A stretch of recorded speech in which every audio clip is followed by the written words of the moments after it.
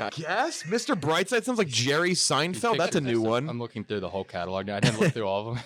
It's rough. Jerry, what are you wearing? All the girls at my girlfriend's high school said it looked nice. Oh, that's...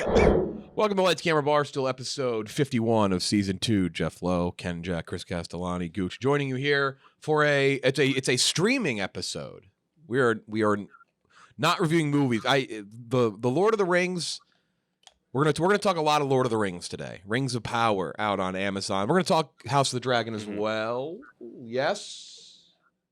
Stephen Che just tried to jump in. Che, come on in. I want to hear what it is. What do you have to say? Stephen Che just open the fucking door? Unbelievable. Most organized guy can't read the chart. He didn't shut the door the whole way either. It's like now it's mildly still noisy. He's ready to give his fullback start sits for the week. Anyway, we are going to be talking House of the Dragon still, a little She-Hulk, but we're going to spend some time on the Rings of Power. While your friends who love the word woke may hate it, we're going to spend time carving out a lane to talk about Lord of the Rings. Dwarf? Are you kidding me? Like, that is like the most ironic statement you could ever say. It's like, a black dwarf? Ugh. Just Elon Musk tweeting about it. Like, oh my God. Like, just don't. Sons of... Come on. Imagine. You ever seen, they didn't complain when Bad Santa came out. Yeah. the Santa purists.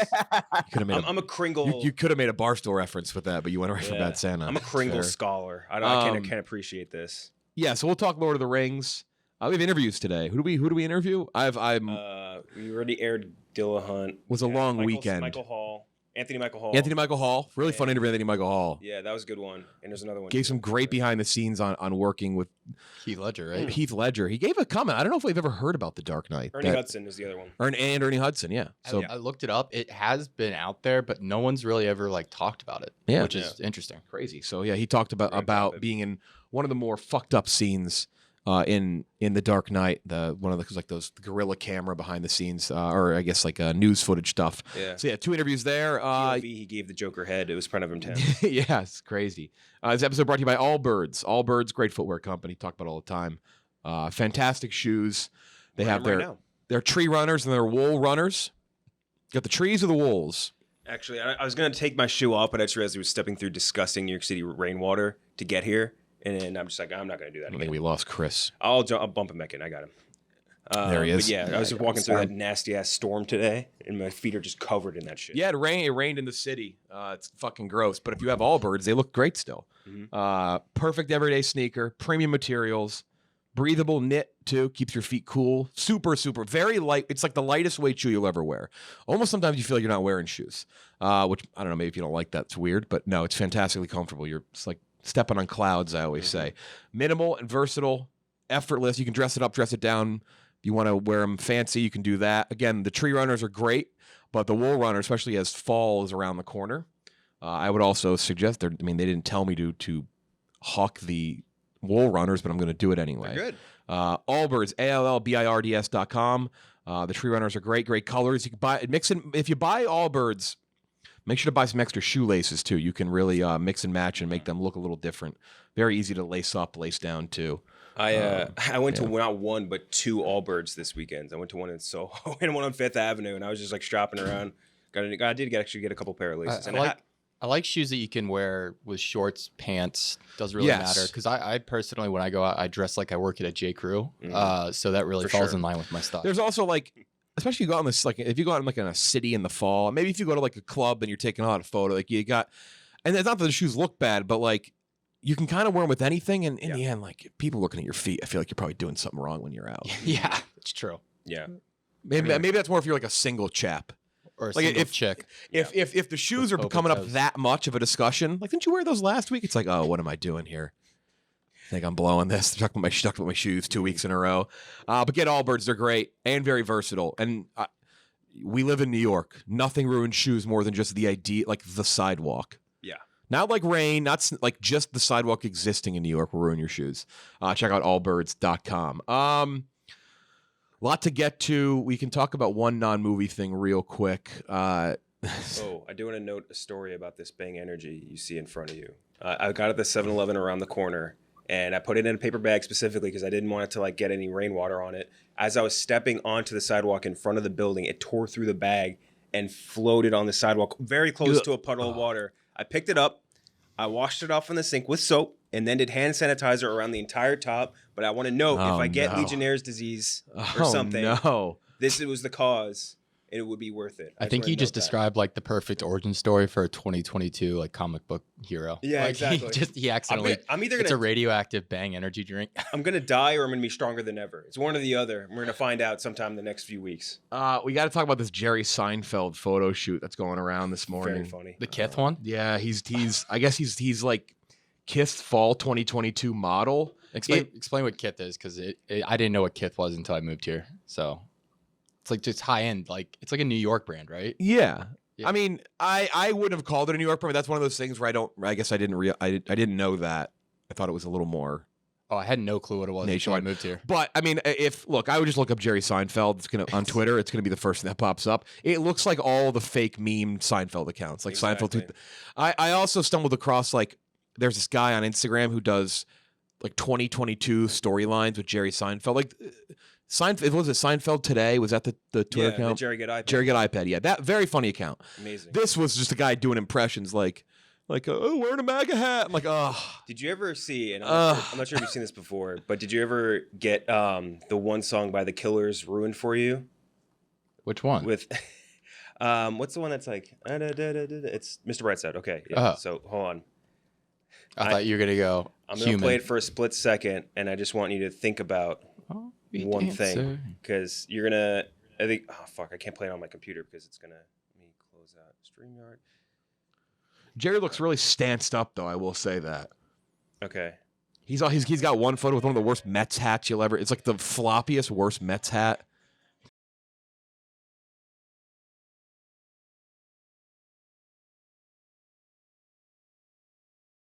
Doesn't it kind of sound like Jerry Seinfeld?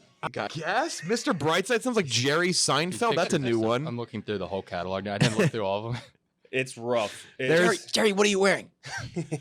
All the girls at my girlfriend's high school said it looked nice. Oh, that's that. Yeah, I always forget about that. What? Hold on. Dating a 19-year-old. There's a fucking Seinfeld meme that I saw this summer that It's one of my favorite things I've ever seen. It's the Jerry Seinfeld diet meme. Have you seen that? Jerry Seinfeld diet? I don't think so. Yeah, it's hold on. I don't want to ruin it. I gotta say exactly what it says. I just saw it. I'm on that Seinfeld diet, just cereal and pussy. Yeah, that is. I'm gonna get that on a shirt. That absolutely kills me. The Seinfeld diet, just cereal and pussy. I mean, that's Seinfeld in the show, all-time pussy hound, whatever that's worth. Always a different girlfriend. Like every 5 minutes, and always usually some sort of celebrity, some sort of future celebrity. Some at the time celebrities. Yeah. Some future celebrities. It's like, hey, here's my girlfriend. Wow, she looks suspiciously like Faye Dunaway for some reason, or like something along those lines. Oh my God, I can't stop looking at these photos of Jerry Seinfeld. They look insane. But like kind of I can't decide if I hate them or I love them. I think I kind of like them. I like the clothes, just not on him. I would wear a Kith shirt with the picture of Jerry Seinfeld wearing Kith. Yeah. There's so many good memes of Jerry Seinfeld. How much was it? $4,000 a shirt? I don't want to think about it. No, I got it at a deal. Got it on Grailed. And they're not even like Jerry. It's not like the Jerry Seinfeld collection. I think it's just he's just wearing Kith. What would a Jerry Seinfeld collection look like? Oh, view the campaign. Jerry Seinfeld for Kith 20. He took so many photos. An insane amount of photos. Way too many. Holy shit! Wow, looks good. Seinfeld. End my life. There's so many of these. Jesus. I kind of like it. I'm a Seinfeld guy. He's worth $1.5 billion. Yeah, I don't think so. It's an insane amount of money. That can't be right. He's not making that much money off syndication. Oh no, he is. Oh yeah, he's worth $950 million. All right, that sounds more reasonable. Oh, well, I wasn't. Once you're up to $1 billion at that point, it's all like. Okay, I mean, he's worth what, $200 million more than The Rock, whatever that's worth. Like, and The Rock's in a trillion different things, trillion different ad campaigns every year. I don't really want to talk about The Rock today. No, Chris, are you excited for Thursday night? Did you hear that there's potentially some sort of crossover between Ozzy Osbourne playing the halftime show of the first NFL game and Black Adam?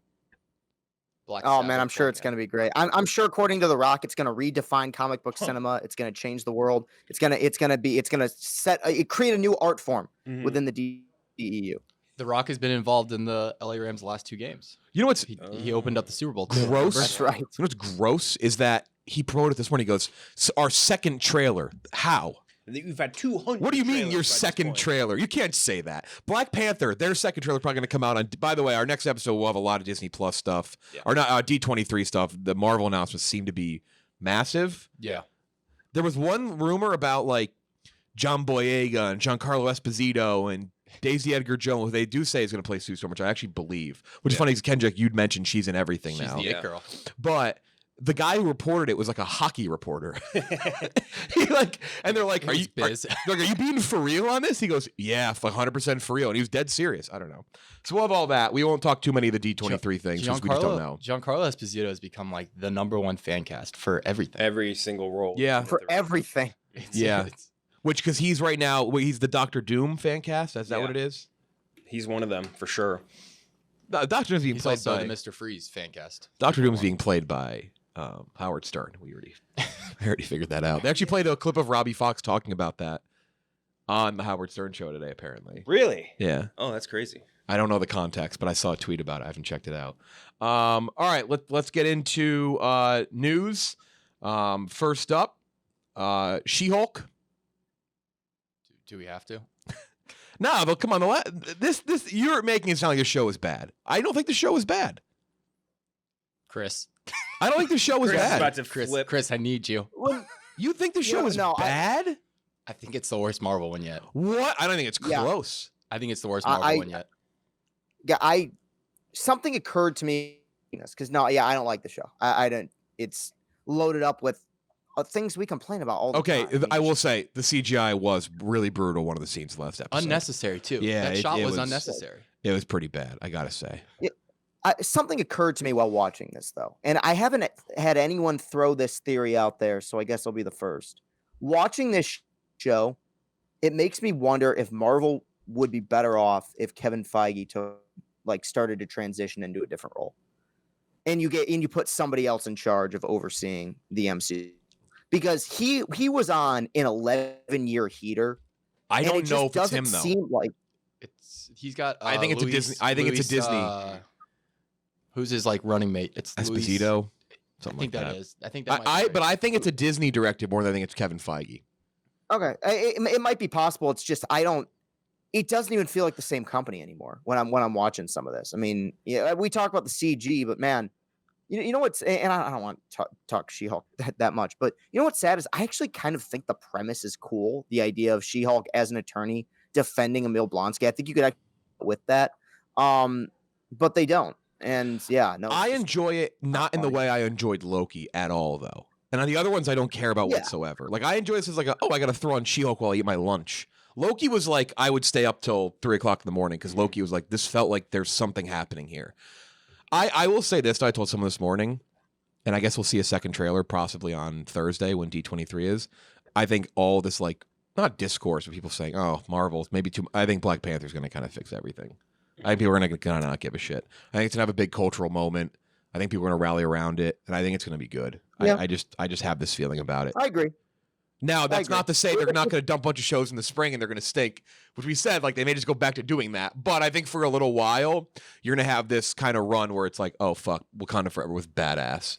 And you're going to kind of forget about the other stuff. The issues I have with a lot of the shows don't come up in the movies. I think it's strictly contained to a lot of the issues, especially writing and directorial wise. I think a lot of it just falls onto Disney Plus. I think they're just finding. That's fair. I think they're just finding their footing, to be honest. Yeah, it shows. I mean, it's still really early on. This is still year one.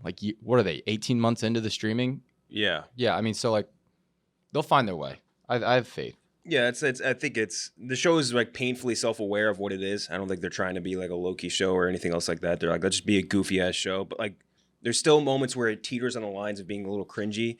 And like the twerk thing was that for me, like in the post credit, like it's a stupid little add-on in their mind. But tough. it was like, I gotta say, it was tough. It was very much like the Hello Fellow Kids thing, and like that's what killed me. It was Hello Fellow Kids. it was extremely Hello Fellow Kids, and it was almost like the Game Master Anthony birthday thing. It's like She-Hulk twerking with Megan Thee Stallion with a massive soy face, like. What? Like that kind of was frustrating. I've enjoyed the show, but the last had some tough stuff. Wong was good. Wong was easily the highlight. He's always good. What a his walk off was very good. I'll never forget my dad said this. I think Trill Ballin said this too when they watched Avengers Endgame. He's like, man, there's a lot of nebula in that movie. Yeah. That never bothered me. I love Endgame. I think Endgame is a master stroke in superhero movies. But nebula. That is like Wong is one of those things until you're like, man. A lot of Wong in these projects. A lot of Wong lately. Like holy shit, he's been in almost everything. He's what? Shang-Chi. He was in Doctor Strange, Shang-Chi, Spider-Man, and She-Hulk. And yeah, wow, he's in a lot of stuff. People love Wong.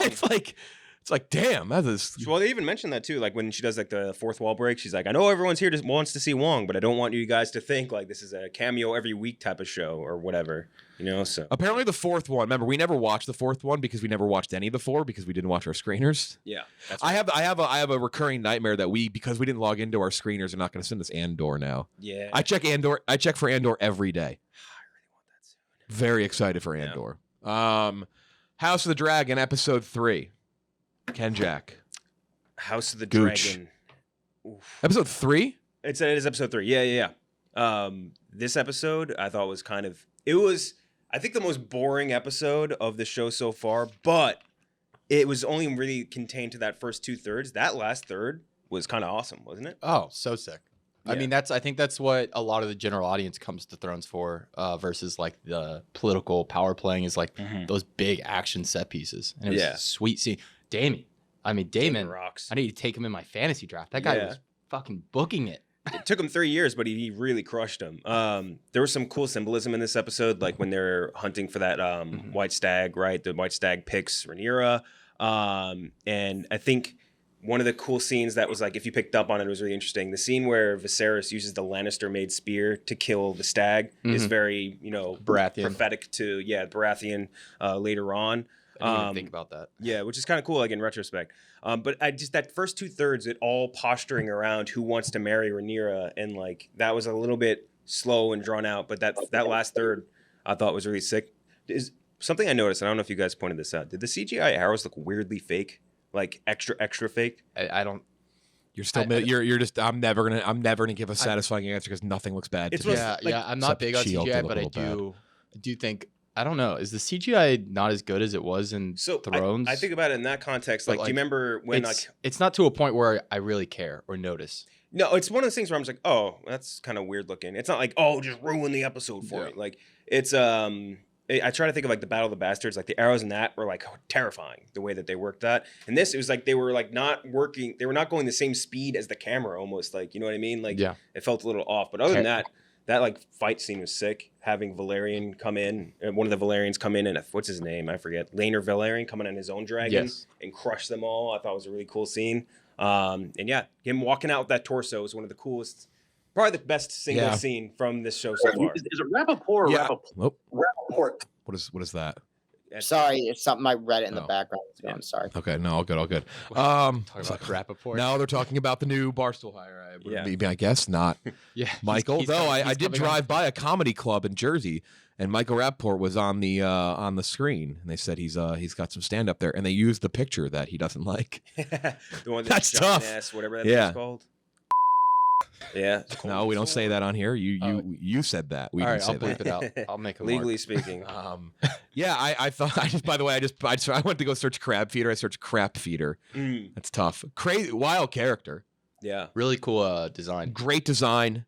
Had grayscale. Yeah, I would say maybe the least favorite out of the 3, but like that's one of those things where I'm only saying that because we're just bringing it up. Like I don't think of it in that context. Like what's the best of it? Like I still prefer the first 2, and I'd probably say the first is just getting back into it and getting into like kind of the Thrones we loved is what did it for me. But yeah, I've again, very enjoyable, good show. Like they're just doing a great job. The big time jump is going to be very interesting. Yeah, I'm curious how the general public reacts to that.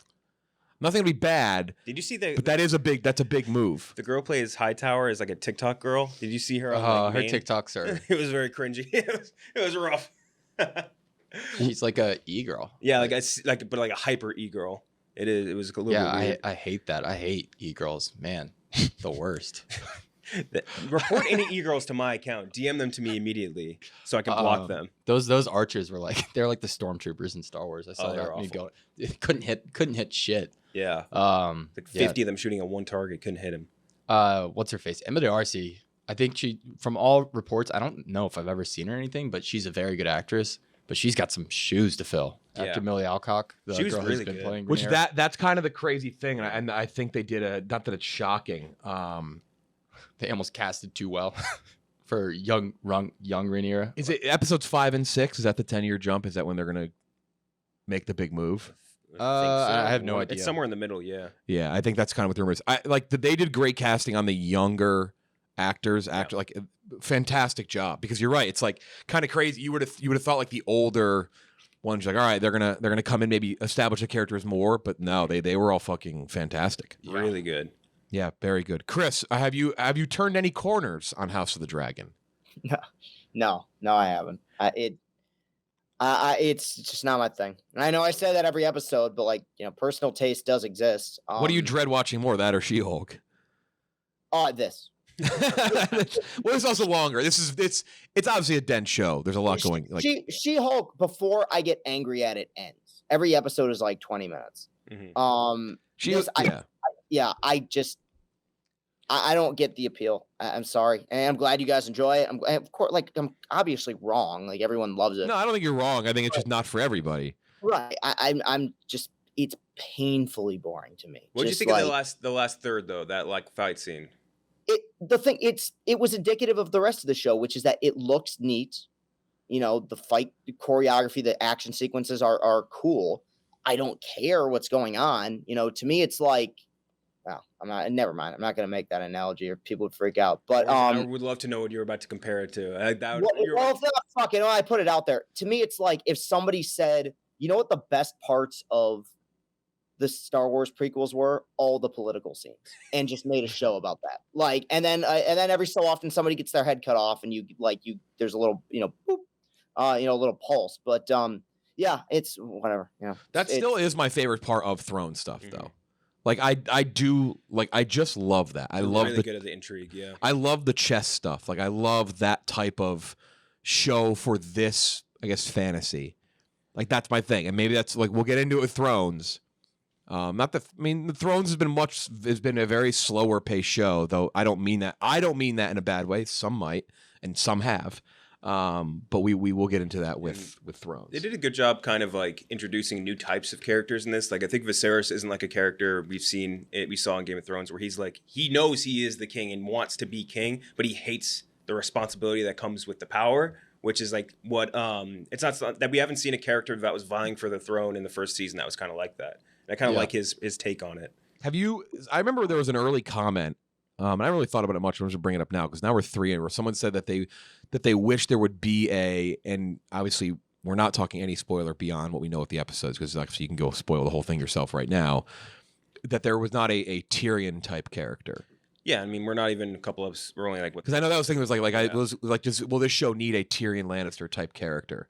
No, I don't think that. Comedic relief wise, or I guess just the character that you're always rooting for, the one. Yeah, I think that's a big problem I have too. Is that with a lot of these big sci-fi action fantasy shows, there's always that one protagonist that you can kind of latch onto and be like, okay, there's a relatability there. They act as kind of the avatar for the audience. Everyone here feels so stilted to me. Not to say the acting's bad. The actors perform the dialogue they're given, but it's just so dry to me that it's hard for me to really connect with anyone. Which we'll get into it with Rings of Power too. Yeah. That's been a criticism that I understand, but I also think it's 2 episodes in, so I don't really I'm not gonna get critical on that yet. I think House of the Dragon too, where there's some characters where even this episode, you're we are establishing characters. We talked about it before. It goes down to, this is why I'm shocked Quibi didn't work. Mm-hmm. Everything wants everything right away. They want it like right now. That conference was so fucking funny. When he's like, the best thing about a book is it's broken up into chapters, and that's what everyone would love to watch TV like that. It's like, dude, that's what an episode is. You're describing an episode of television. It's like yours are just 6 minutes long. That's the difference. Yeah. We'll get to Rings of Power in a minute though. The biggest thing out of the movie world is Don't Worry, Darling. I am going to describe this in one word: disappointing. I would say catastrophe. That works as well. From a personal thought, disappointing. Catastrophe is absolutely the right word. Debuted at TIFF, 46% approval rating, Rotten Tomatoes. Oh, I thought it was even lower last time I saw it. Venice. I saw it in the 30s last time I saw it. Yeah, it started at 38, I think. It's at 46 now. And when I saw that, I'm like, okay, let me see the reviews. Are they anti-Olivia Wilde reviews? They're not. There's some very just baseline comments. And my thought on this movie was, I was talking to an unnamed Barstool employee about this recently. I won't say who, won't reveal. It may or may not have a show with a bunch of OnlyFans models and review burgers. He hadn't heard of the movie and he saw the trailer. He goes, "Oh, that looks really cool." And we were kind of talking about it. And this is before this kind of all went to shit. I said, I've loved the trailers. It looks very like inventive. Like there'll be some wild fucking twists and blow your mind. The reviews have done nothing but assure us that won't happen. Yeah. That's been my big thing. This one review from BBC.com, Steph Green, laden with half-baked, risk-free ideas that do little to shock or stir. I'm not going to put all my eggs into one review. That's a bummer to read that off the top. Mm-hmm. That's a bummer to read that up because everything about this movie that excited me was that, like, oh, there could be some different shit happening here. And everything about it is kind of, they're like, this movie ends in the wrong place. Could have been reasonably effective dystopian chiller, but it takes a sharp swerve that feels patched on. Fairly unimaginative story. Like, that's a huge bummer. This is like Rotten Tomatoes' number most anticipated movie for the fall or some bullshit like that. The one headline I saw was from the Hollywood Reporter. It said, "Don't Worry, Darling" review. Florence Pugh and Harry Styles can't redeem Olivia Wilde's stale reality warp nightmare. Like, that is... We thought this was going to be like a M. Night movie almost or some shit. Like an OG M. Night. All over the place. But no, just kind of boring. And then now I'm almost happy that it's kind of bad because now it gets to be so much easier to cook it along with all this drama attached to it. I was worried you're gonna have to Midnight in Paris this. Where you tell people you like Midnight in Paris, they're like, oof, really? And then you got to be like, all right, artist separation. Yeah. I'm not comparing Olivia Wilde to very similar people. Not comparing them at all. I'm just saying people like we're already dumping on the movie because they don't like Olivia Wilde now. Florence Pugh, she showed up. Not gonna do press. Scheduling conflict with Dune 2 apparently. Left during the standing ovation. What was the standing ovation for? That it was over? It's Europe. I think it was also like one of the shorter ones. It was only 4 minutes, but like 3.5 minutes in, she left, and then the applause just died out. They're like, well, that was the good part of the movie. First of all, let's give a big thumbs up to hearing about Dune 2. I love to hear that. If that's a reason, love that. I need some leaks on that. Not like I don't want like full leaks, but I want to see some character leaks very soon. Mm-hmm. I want to see Austin Butler. I want to see Florence Pugh. I want to see what the characters look like. We should probably get a trailer for that in December, by the way. You know, it's kind of funny. I just looked up because I was like, Olivia Wilde seems in my brain like she would be a Woody Allen defender. Like, you know, like a lot of those actors and actresses were. And oh boy, her number one admired director. That makes sense. Woody Allen. Did she sign a certain petition in 2011? Something tells me yes. Something tells me yes. Harry Styles had a wild week. Wait, can we pull that? Can we just pull the soundbite up? Can you pull it up? I think we tweeted it and share it because it is. You got to hear him say it. Well, Harry Styles, his quote is unbelievable. Chris, have you heard it? The video's on LCP. It is with it's like Chris Pine. It's a video of Chris Pine just dissociating the entire press conference. He had like headphones in and his hair tucked back. His hair is super long right now. He just looked like he did not want to be there. He was over the drama. I don't know if there's a human being in the world who's looked more miserable over the last week than Chris Pine has at that press tour. I mean, just looked so sad. All right, we're gonna play it. My favorite thing about the movie is like it feels like a movie. It feels like a real go to the theater, film, movie.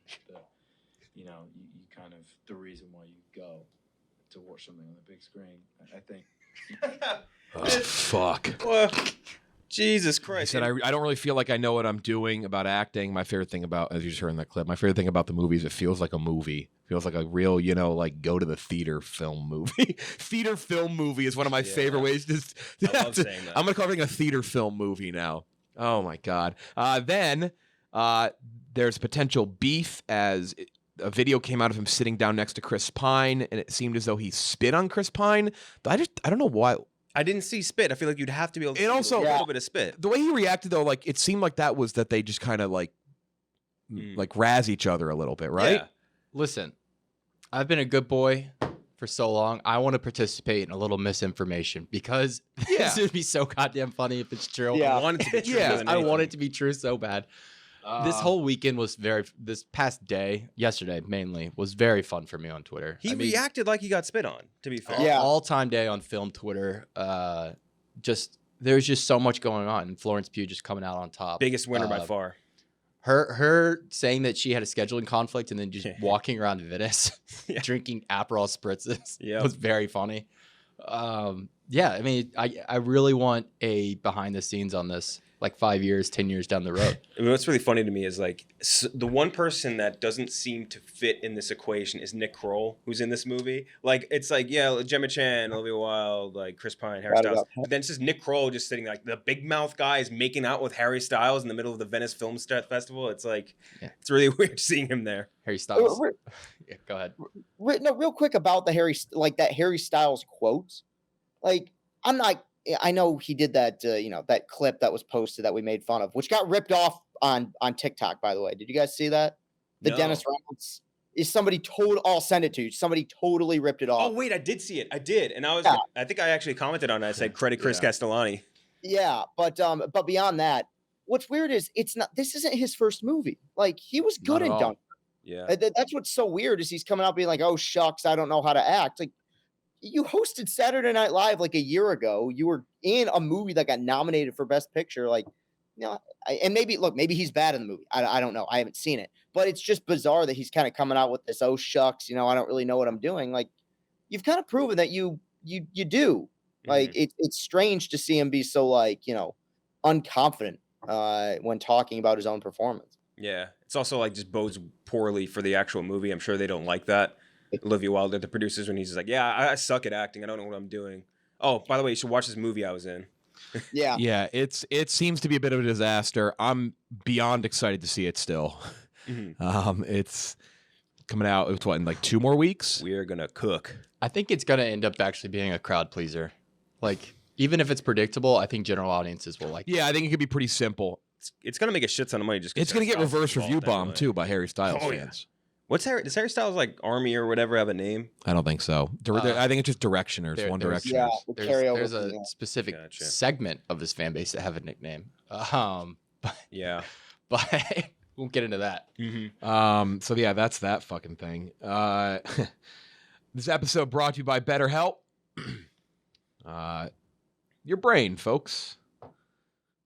Treat your brain like you treat everything else.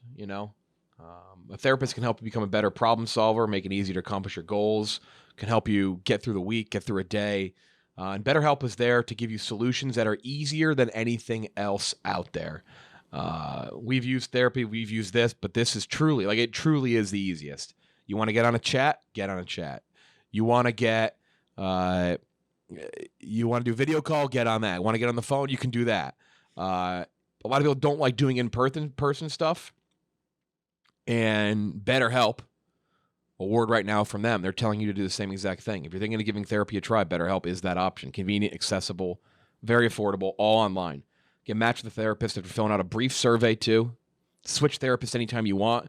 And you don't got to, if you don't like it, you don't got to go in and tell them or call them or ghost them. It's just easy because it's online. When you want to be a better problem solver for yourself, for your brain, for your mind, family, friends, therapy can get you there. Visit BetterHelp, BetterHelp, help, HELP.com/lights to get 10% off your first month. That's BetterHelp, HELP.com, BetterHelp.com/lights. Folks, you want good brain. Everyone wants it. Yep. Sure they'll like that. Brendan Fraser got a standing ovation at the Venice Film Festival. And more importantly, a shout out from The Rock. Yep. Apparently the performance of a lifetime, they say. Yeah. I feel like seeing him stand up and cry was almost as good for me as when do you remember when we interviewed him, He was all like kind of standoffish at first because he thought we were doing like a bit with him. But then by the point he realized like we genuinely love him, he was like tearing up a little bit and hugged us both. And like that to me is my number one Fraser moment, obviously. But this is number 2, seeing him get full on respect. Hopefully get to talk to him again. I mean, he'll be on the list of things. Mm-hmm. I don't know if people come in here for Oscar press tours, but I would love to have him on again. The Whale comes out December, so it's still a ways away, but it does sound as though he is. Let's see, where does Gold Derby have him at? Is Gold Derby, have they started doing their full on Oscar noms usually yet? One of the things I hate most about the Oscars is a lot of awards will get wrapped up in like narratives, and so like they'll like feel like especially like I think the best example would be like Leo and The Revenant. Like that wasn't his best performance, but people felt like he was due, and so he kind of got pushed through on that one. Yeah. I'm absolutely all for the narrative pushing Brendan Fraser to an Oscar win. He seems to be the front runner, according to everybody. Not to most people. He seems to be the front runner for most people right now. There's not a ton of people who are posting their Oscar predictions yet. It's obviously barely September. But people have him up there. So it's not even like, will he be nominated? It seems more to be like, will he go into the Oscars as the front runner? And I assume that just because of who he is and how much people love him, it'll be a strong push behind him. What a fucking moment that would be. God damn, that'd be amazing. That'd be insane. That'd be one of the, yeah. Yeah, I would say it's between. I know it's on one of the streaming services right now. I still think Austin Butler could have a strong push. They're gonna market the shit out of that. Yeah, because that was such a big like star turning performance. I'm with you totally, Gooch. And now by all accounts, it seems like this would not be a narrative thing. From what I'm hearing, Brendan Fraser is legitimately incredible. But I felt that way. I felt that way about Brad Pitt in Once Upon a Time in Hollywood too. Or like he's really cool in it. I never really understood like, performance of a lifetime. Let's give him an Oscar for it. But yeah, I know that does happen. But at the same time, I like that comeback story. And I brought it up on the pod a month or two ago when this thing was announced in terms of what the premise was going to be. This will be the second time Aronofsky's done this between him and Mickey Rourke and the wrestlers. Yeah. So this is maybe one of my most anticipated movies for the rest of the year. I'm very intrigued by this. I'm anxious to see Sadie Sink too. Yeah. Outside of that, outside universe. of Stranger Things, yeah. Fucking Brad, and I love Once Upon a Time in Hollywood's a top 30 movie ever for me. I love it. I love it too. Yeah. But it's I don't think it's Brad Pitt's best performance, but it is like the most Brad Pitt role that he plays. Right. It was so Brad Pitt. It was like, yeah. And that was definitely not Leo's. I didn't think it was close. What would you have given Leo's Oscar for? I would give him at least Best Supporting for Django. Like that would be my first Oscar I would give him. I know Wolf of Wall Street gets shit on for the fan base it has. He rocks. He was really fucking good in it. That would have been mine because you brought it up with the Brad Pitt performance, Jeff. That to me was like the most Leo performance. Yeah, I would say that, or I would say supporting. Yeah, they'll give him Best Supporting that. Even like Revolutionary Road, he crushed that. That was a hard movie to watch because he was so good along with Winslet. So. Except the problem is he didn't give the best performance in that movie. Because I talk about a movie that is really difficult to watch, but to me, as somebody with a weird sense of humor, has one of the my favorite characters ever is Michael Shannon. Yeah, he fucking rules in that movie. He is really good. Yeah, extremely blunt.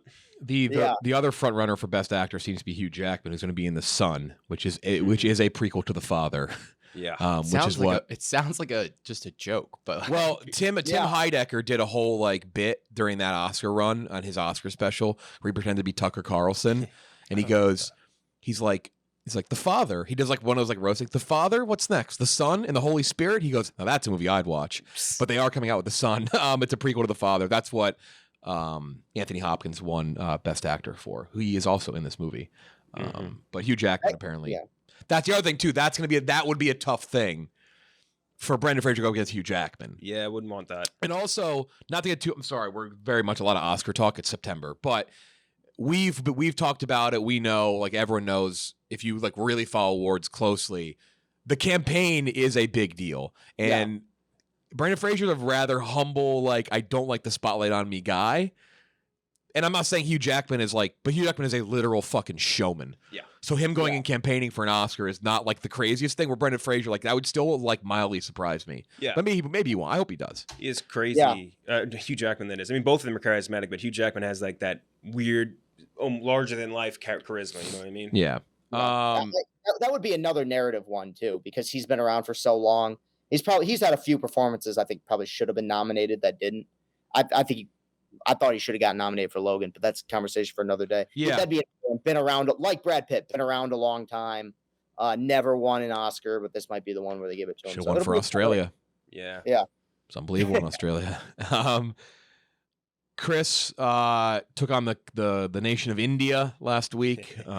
Yeah, one of our biggest reviews we've ever done. Yeah, our biggest by far on YouTube. Yes, yeah. Our Avengers reviews are still probably always going to be the biggest. Probably Last Jedi, not Last Jedi because we weren't at Barstool yet. But our Avengers Endgame specifically review will always probably be our biggest. But RR was huge.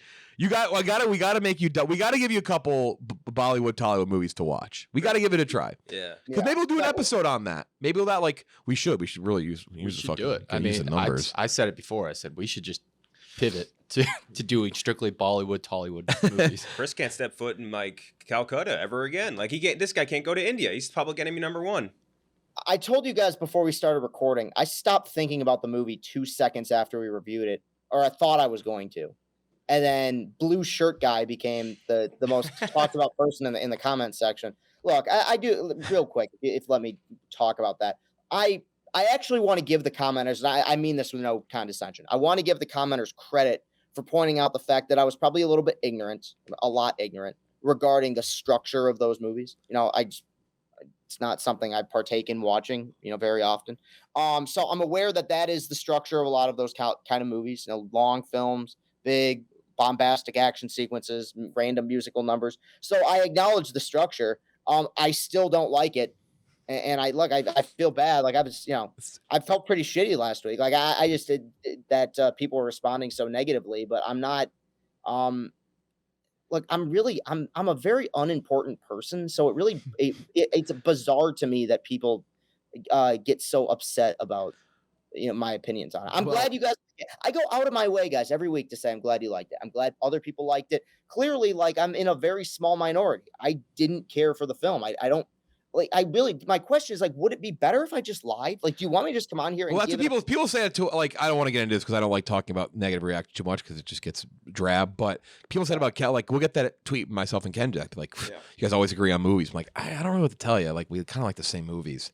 Like, I don't know. We could just start lying and saying like flip a coin for who hates it one day, hates the next day. But then one of us dislikes the movie more than the other, and people are like, "Oh, how the fuck you know the scores higher than Jeff? How the fuck you know higher scores than KJ?" The best one ever was like I posted the scores to Man on Fire one time, and like I think Jeff, you gave it an 84, and Kinjack, you gave it like a 79, and people were like, "I can't believe Kinjack gave it that low of a score." I was up. There's literally not pleasing these people. It's up by like 5. Yeah. Well, that's a good time to announce that Chris will be learning Telugu and Hindi before our next reviews. He will be fluent in both languages. Doing an immersion program. Yeah. Do you know how funny it would be if you threw me one random dozen question this season about a Hindu movie? I could remember the answer. That was our review was very large. Nicole Kidman has written her own sequel for her AMC ad. This is one of the funnier dumb things to take on a wild like meme life. I don't want it to change at this point. I don't either. I don't, because the sequel will not be as enjoyable. No. So I she's don't doing understand that. Why change it? And then finally, I don't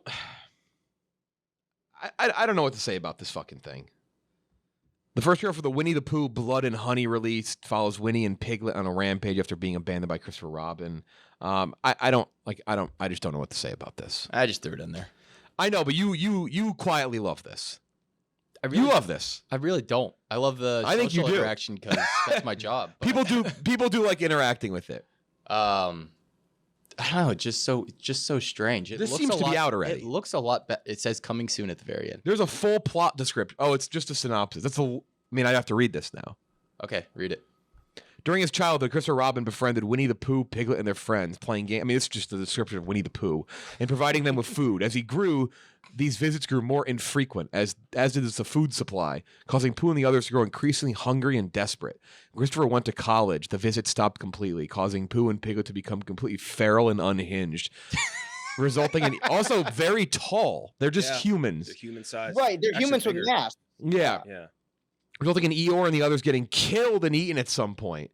Now, Christopher has, which is a great way to write them out because you don't have the money, the budget for it, which is like small movie. That's why I don't want to like shit on it too much. Though, we've shit on a small movie before because that guy was a fucking douchebag. Oh, Rideshare. Yeah, Rideshare. That guy. You think that guy going through my profile is one of the funniest things I've ever seen. He was like, you want to talk about hate, Chris? The fucking guy who directed Rideshare. He personally went after Kendrick for a whole year. Yeah, longer than that. Like, he was obsessed with me. He could not get over the fact that I said his movie was shitty.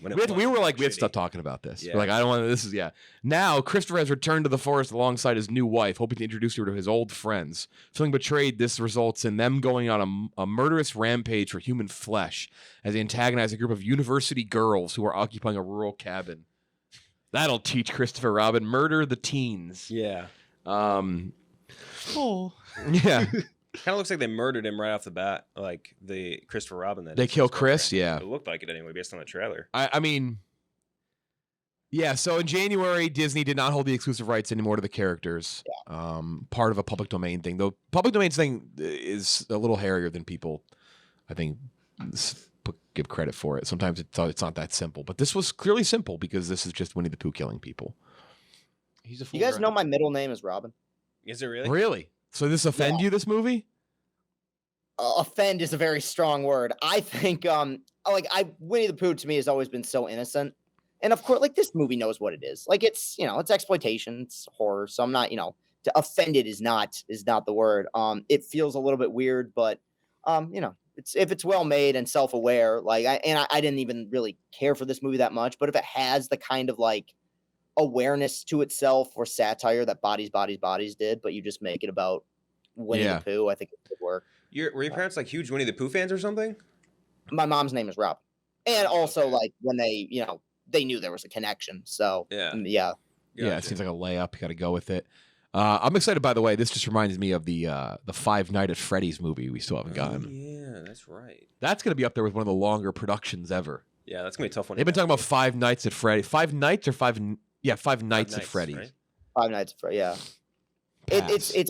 They've been making it for so long that Nick Cage movie, what was it, Willy's Wonderland, kind of snuck in and ripped it off. Yep. Yeah. All right, interview time.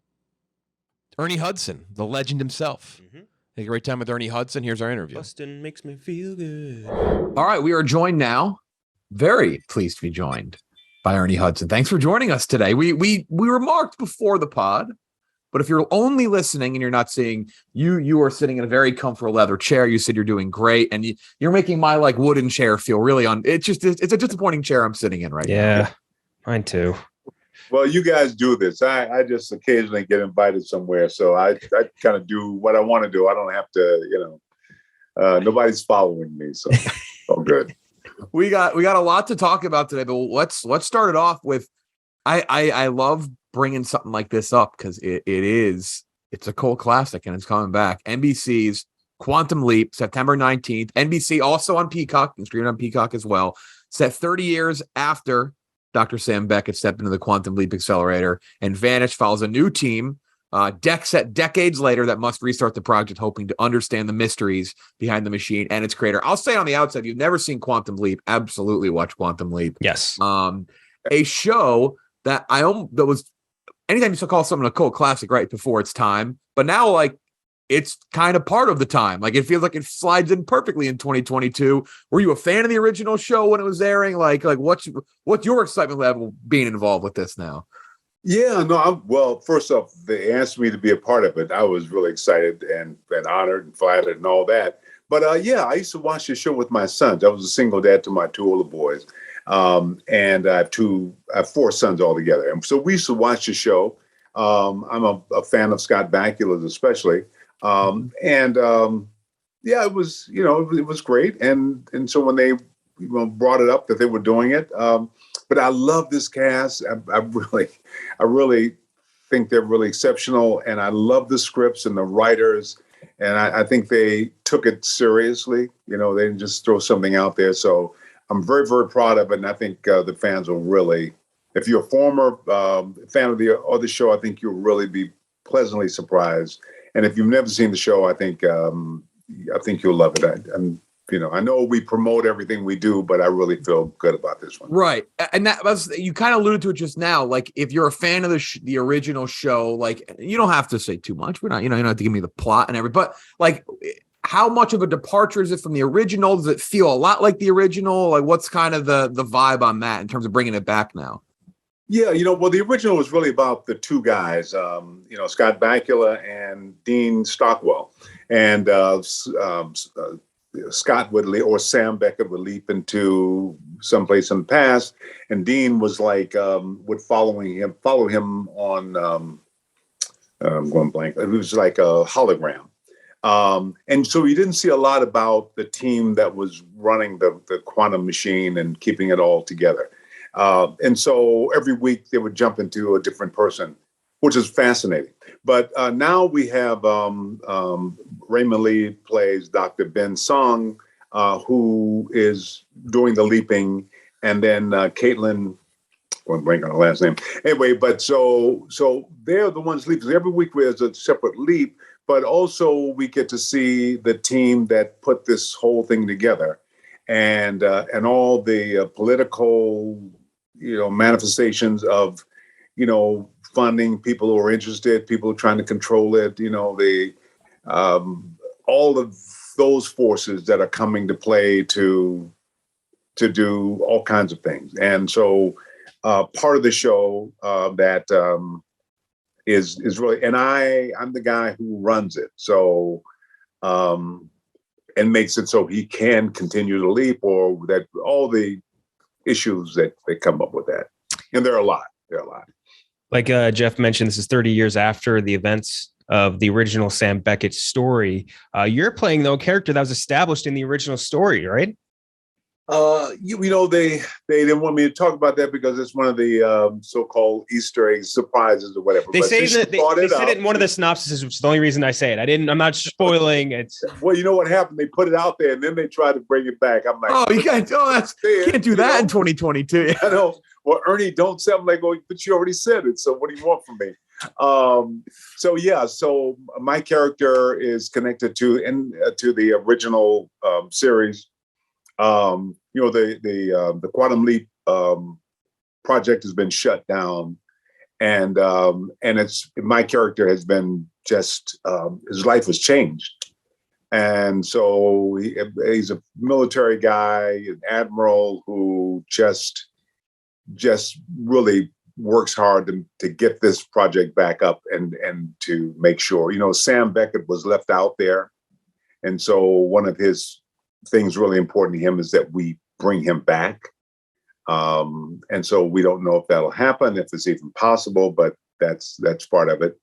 And then Ben Song, the lead on our team, he gets trapped out there. And so all those complications that go along with, but now we have the Pentagon involved, and we have, the military trying to use it for its own purposes. We have all that stuff that kind of goes along with it. Mm-hmm.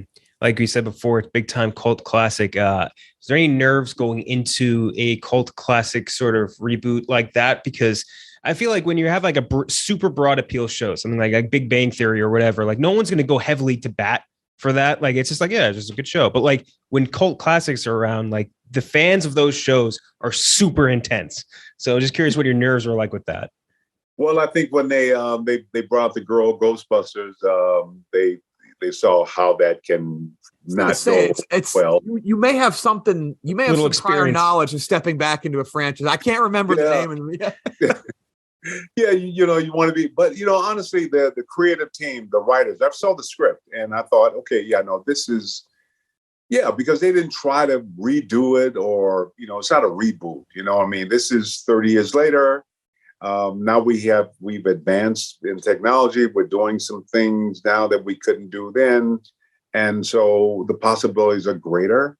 And So yeah, I think the scripts made me excited, and the producing team. I know they really want to get it right, and so that's why. It had been just somebody saying, "Hey, we want to make a quick buck. We're going to do this thing because we have a fan, out there."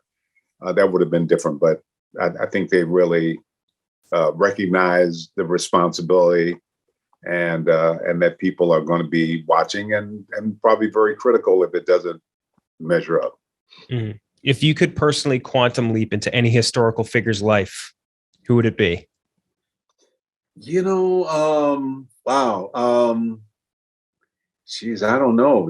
I look at the historical figures that we kind of look up and admire, but those are some difficult lives, man. That it's like, I don't know if I could take all that on. Probably I would be interested not to leap into one of my parents, but someone close by, because there's so much that I don't understand about their lives and what they went through and how in the heck they ever got together. And I'd love to spend a day just, answering some of those questions. That's awesome. That's a very thoughtful answer. I love that. But this is America. We've had some and continue to have some very interesting times that on the surface, I just can't even make sense out of. Quantum leaping into an athlete ruining their career. Yeah, I don't know if I'd want to. I don't know if I'd want to do that. You quantum leap me into like a politician in like a big moment, and I'd be like, just bring me back, get me out of here. Yep. Just right. Yeah. Just a moment before he's shot. Yes, exactly.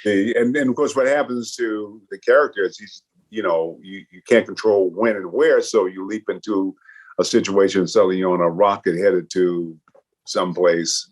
And trying to make sense out of it, also expected to be in control. So, the possibilities to actually walk, and we talk about walking in someone else's shoes, but to really see life from that perspective, I think it'd be great if we could all, have that. Because there's some people I kind of go, I can't make sense out of whatever that mindset is.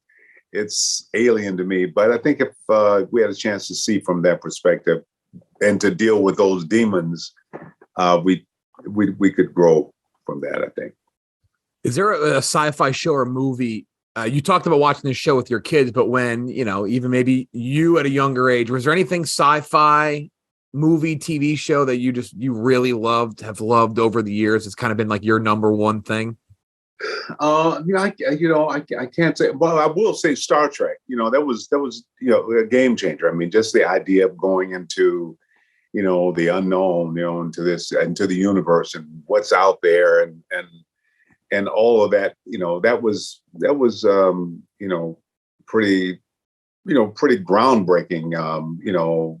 For me, the thought of space travel, if in fact there is life, or they were doing I think Deep Space, one of the Star Trek iterations that Avery Brooks did. Mm-hmm. They brought me in to audition, and I was really excited because I was a big fan of the show, and so I went in, and they really liked me a lot, and they said we want him to come back, but tell him to be sexier. Was Avery Brooks was he sexy in Deep Space Nine? I can't recall. I don't know. They said just have him be more sexy, and I go, I don't know.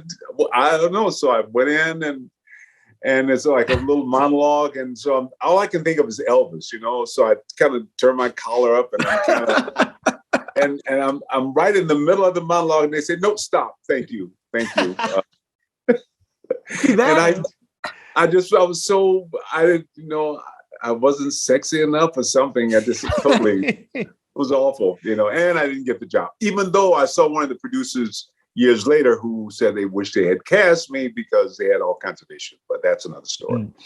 That's one of those things that, sitting on this side of this thing from Ken, Jack, and I, who never acted, never auditioned for anything. That's one of those like curveball stories that I love to hear. That because I feel like that happens more often than just the average Joe like myself and Ken Jack would ever know. Where you go in for a role and it's something like that. It's like, oh, he's got to be sexy, by the way. It's like, what the heck? Yeah. And you're not sure. You want to give them everything they want because you really want the job, but I don't know what it is they want exactly. So if I go here, kind of no. And then you can see the disappointment in their faces. It's like, and then you try harder, because you only have this moment in the room and you really got to change their minds and you can't. And the phone bill is due and, and all that. It can be a bit much. Mm-hmm. Oh my gosh. We mentioned Ghostbusters. Reminder, Quantum Leap, September 19th on NBC. Also can stream it on Peacock. Mention Ghostbusters. We got to talk Ghost. We can't have you here and not talk Ghostbusters. We'll go further back because you mentioned the other Ghostbusters, the Paul Feig Ghostbusters. But then there was a whole other one. Speaking of you returned twice. It was crazy. We'll get to that in a second. But going back to the original, your character was kind of like the grounding force, right? Was the everyman. Did you view it that way as like the audience's everyman and kind of insertion character connection to the movie? Maybe in a way, I just thought he was, I sort of stepped in the middle of this sort of family dynamic, Bill, Danny, Harold, Ivan Reitman, they'd all worked together for a number of years, Saturday Night Live. They had a whole history. I was outside of that. They're kind of improv comedians. I'm an actor, so it always felt a little bit kind of like, okay, I'm here to do my job. Let me just keep it real. They're a little bit nuts, but I have to roll with it. And so I think that kind of comes through in the character. I guess so. And also I felt the studio was making a deliberate attempt to make sure that I was sort of on the side, to be there, but kind of not be there. And so trying to figure out how to navigate that over the years, 40 years later, I look back on it and, and I see it from a different perspective, but coming during the time, it was challenging to try and, to not get lost in the mix, to, have a few words and try to figure out how to, and now I'm thankful because fans will come up and quote lines that I said in the movie, but yeah, it was a challenge. And then when we did the second movie, it was kind of the same thing, sort of the character was sort of held, in the wings until we've established everything. And then, so that was, and Ivan Reitman, the producer, we've had long conversations about it and he saw it very differently, but me as the actor, I'm like, I'm here. How do I, make an imprint. Yeah.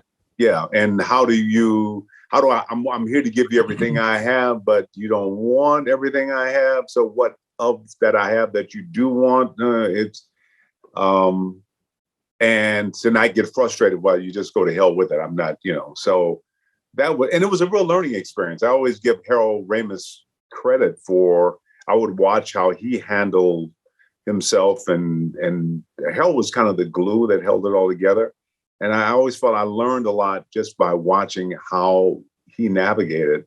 But it was a real learning. Ghostbusters was a real learning experience. And I'm glad now, 40 years later, it's turned into such a positive, and I'm a part of it. Mm-hmm. Like you mentioned, this is like kind of early in your film career too, right? Like as far as just like number of projects you had done previous to it.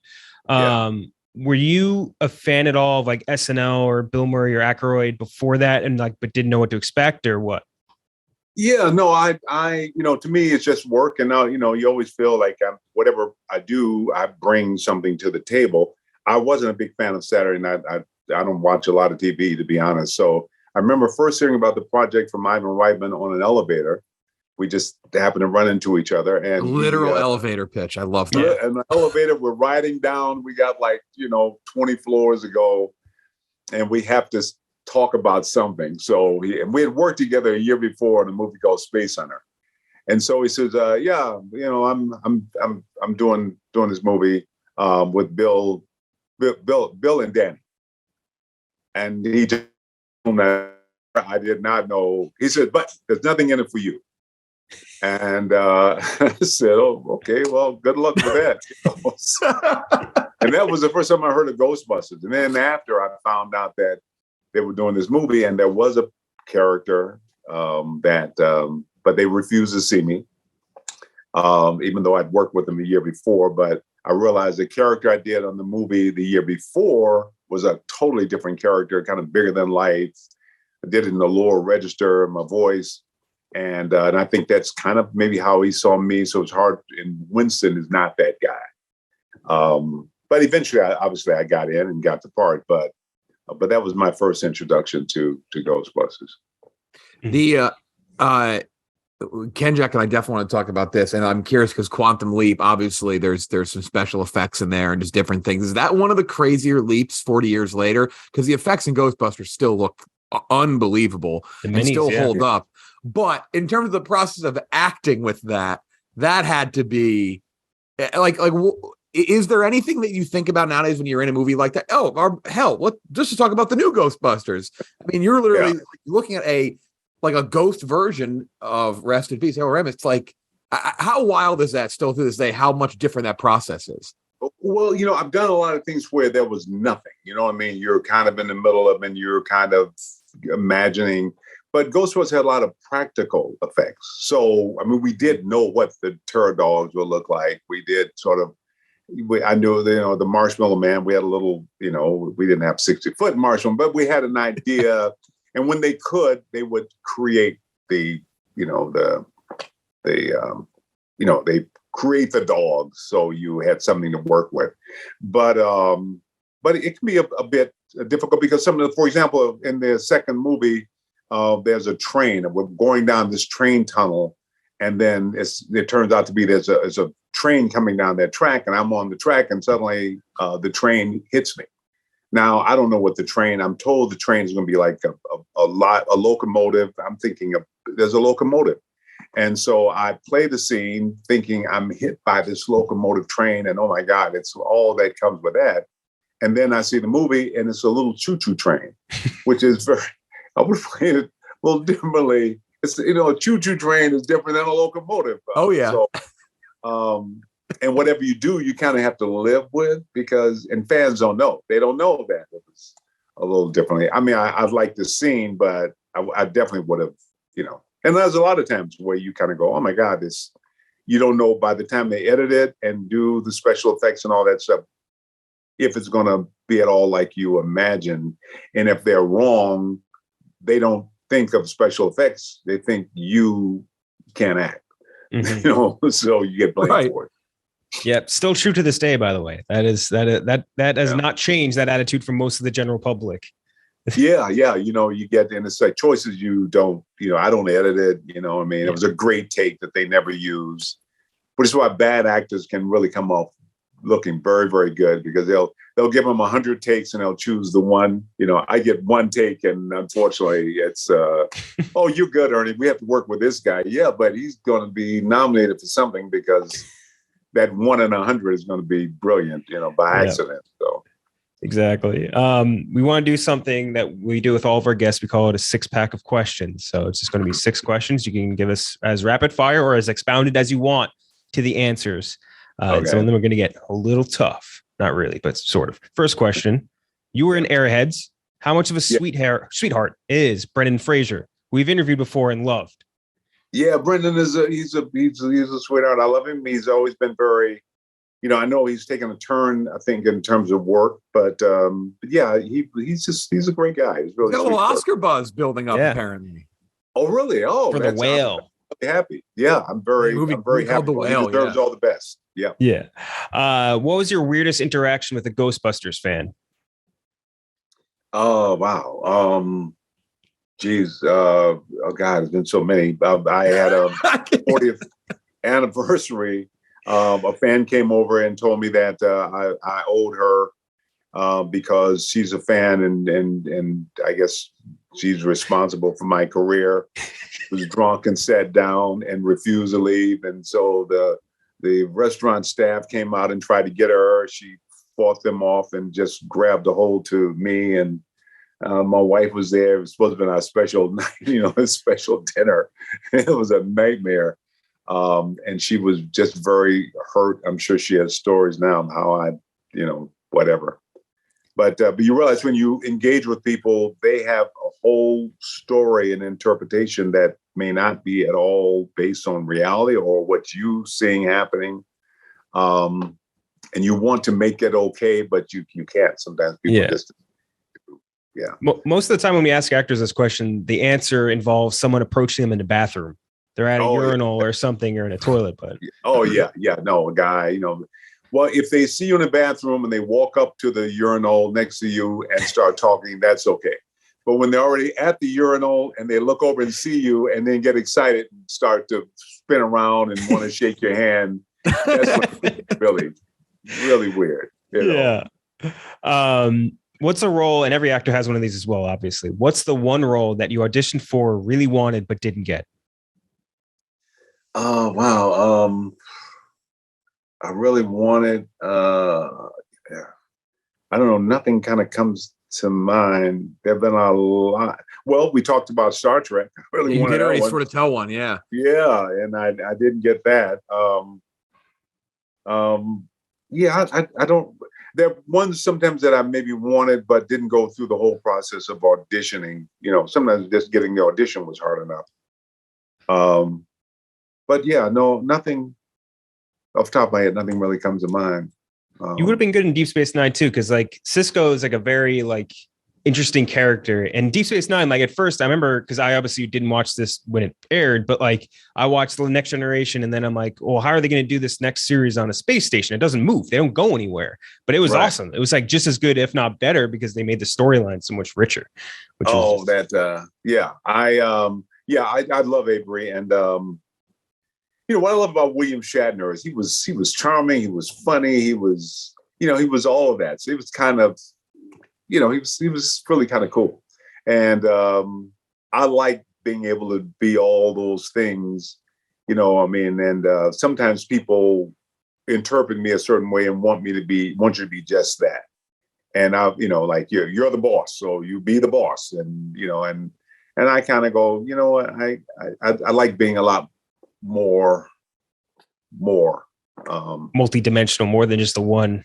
No, I mean, it's I do a show called Family Business, and the guy is this ruthless gangster, whatever, but he really doesn't want to be that. He'd rather be something else. And so you put on this mask, but it's hard to put the mask on, because so all those conflicts that I think we go through in life is more interesting to me. What is the best television set you ever worked on? Wow. The best was did a thing with Ray Liotta called No Escape. We shot it in Australia, and they built this. They built this almost city. I mean, it was amazing. They literally built this thing on a lake that it was just extraordinary. I mean, everything was practical. I mean, it was amazing. I'd never seen anything like that. I mean, the care, the detail. For a movie that, I don't know how many people saw, but it was really extraordinary. It was a great set. And of course, the Ghostbuster, that big stage where we staged the fight and all that. That was, at Warner's. That was pretty impressive. But I'd say that set on No Escape was really amazing. It's amazing what they can build and do. The Quantum Leap set is pretty extraordinary as well. Mm. Can't wait for that. If you could be cast into one running show or movie franchise, what would it be? Wow. One running show. Wow. I don't know. It's a hard question. Let's flip it on him. The alternate question we ask sometimes is if you could put yourself in a former sitcom, what would it be? Mm-hmm. On a former sitcom.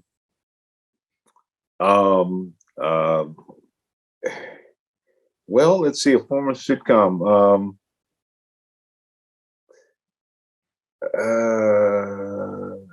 I don't know. I used to do a lot of those sitcoms. I did Taxi and Bosom Buddies and Good Times, and not Good Times, but Different Strokes. Mm-hmm. Geez, I don't know. Maybe Cheers would have been fun. I was about to say it. We just interviewed John Ratzenberger, and I was about to say my blanket answer would be Cheers because the set was a bar. Yeah. That would be fun. That would be fun. You know, I used to always sort of envy Ted Danson's chin.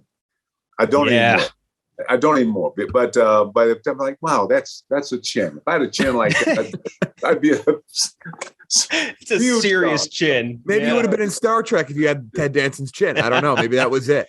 Yeah, I know. It's like, wow, it doesn't. Yeah, missing the chin, we can't go with him. So, but you know, I think you always look for that thing you don't have. You think if it was just maybe that's a nice thing about now casting. You know, the whole idea of what a person looks or all that stuff is changing. Thankfully. All right, last question, and this is a hard one. We've had people walk off on this, offset on this question. What do you think the best airport is? Best airport. I know you're a Detroit guy. Detroit's guy's been getting a lot of very positive Detroit buzz. has a great airport. I'm a huge Wayne. Yeah, love that airport. Yeah, but Detroit, Minneapolis has a nice airport. I don't know best, but nice airport. Definitely not LAX or Kennedy or any of those. You know, I like the whole Dallas-Fort Worth thing. They've kind of, I'm not sure about the airport itself, but I love how you get off the plane and you're right there at the exit. You don't have to walk all the way. Yeah. LA, you got to walk a mile after you get off the plane. I mean, it's never ending. But yeah, you know, London Heathrow is nice. My favorite thing about JFK is they have one, it's like maybe the Delta terminal, and it's just a straight line. It's not like, you know, any other airport that has any common sense where it's like you stagger it so you don't have to walk a mile. But they added a Shake Shack to the end of that terminal, and I think it's just like it's like a cheese at the end of the maze. It's like, all right, we made you walk 35 minutes to your gate, but here's Shake Shack if you want it. Right. And I will say LA's international terminal is pretty impressive. You know, the Tom Bradley building, you know, with the big tall monitor and all that stuff. But anyway, that was when I was flying home for Christmas. We had a long line in Newark, another much hated one. And I remember someone was like, wait, like, why can't I go in here? They go, we bulldoze that terminal. So like, okay, that's why. It doesn't exist. There it is. Quantum Leap. You should quantum leap into whoever designed LaGuardia. Maybe fix that. It's that 30 years after the original. Not checked out Quantum Leap. Go watch Quantum Leap. But the new season, I wasn't call it a reboot. It's not revival. New season of Quantum Leap. Ernie Hudson, thanks so much. September 19th, NBC. This is an absolute blast. Great. Thank you so much, guys. Great talking to you. Thank you. You too. Thank you. Thank you, Ernie Hudson. Let's flip it right back around. Anthony Michael Hall. Another blast, another fun one. 80s legends. Here it is. You guys brothers? You look a lot alike. No, we get an ass all the time, though. Like we hear that shit every day. We do. Get a lot. It's white, not overly skinny guys with beards. I don't like. Yeah, we get that quite often. Right. Yeah. There you go.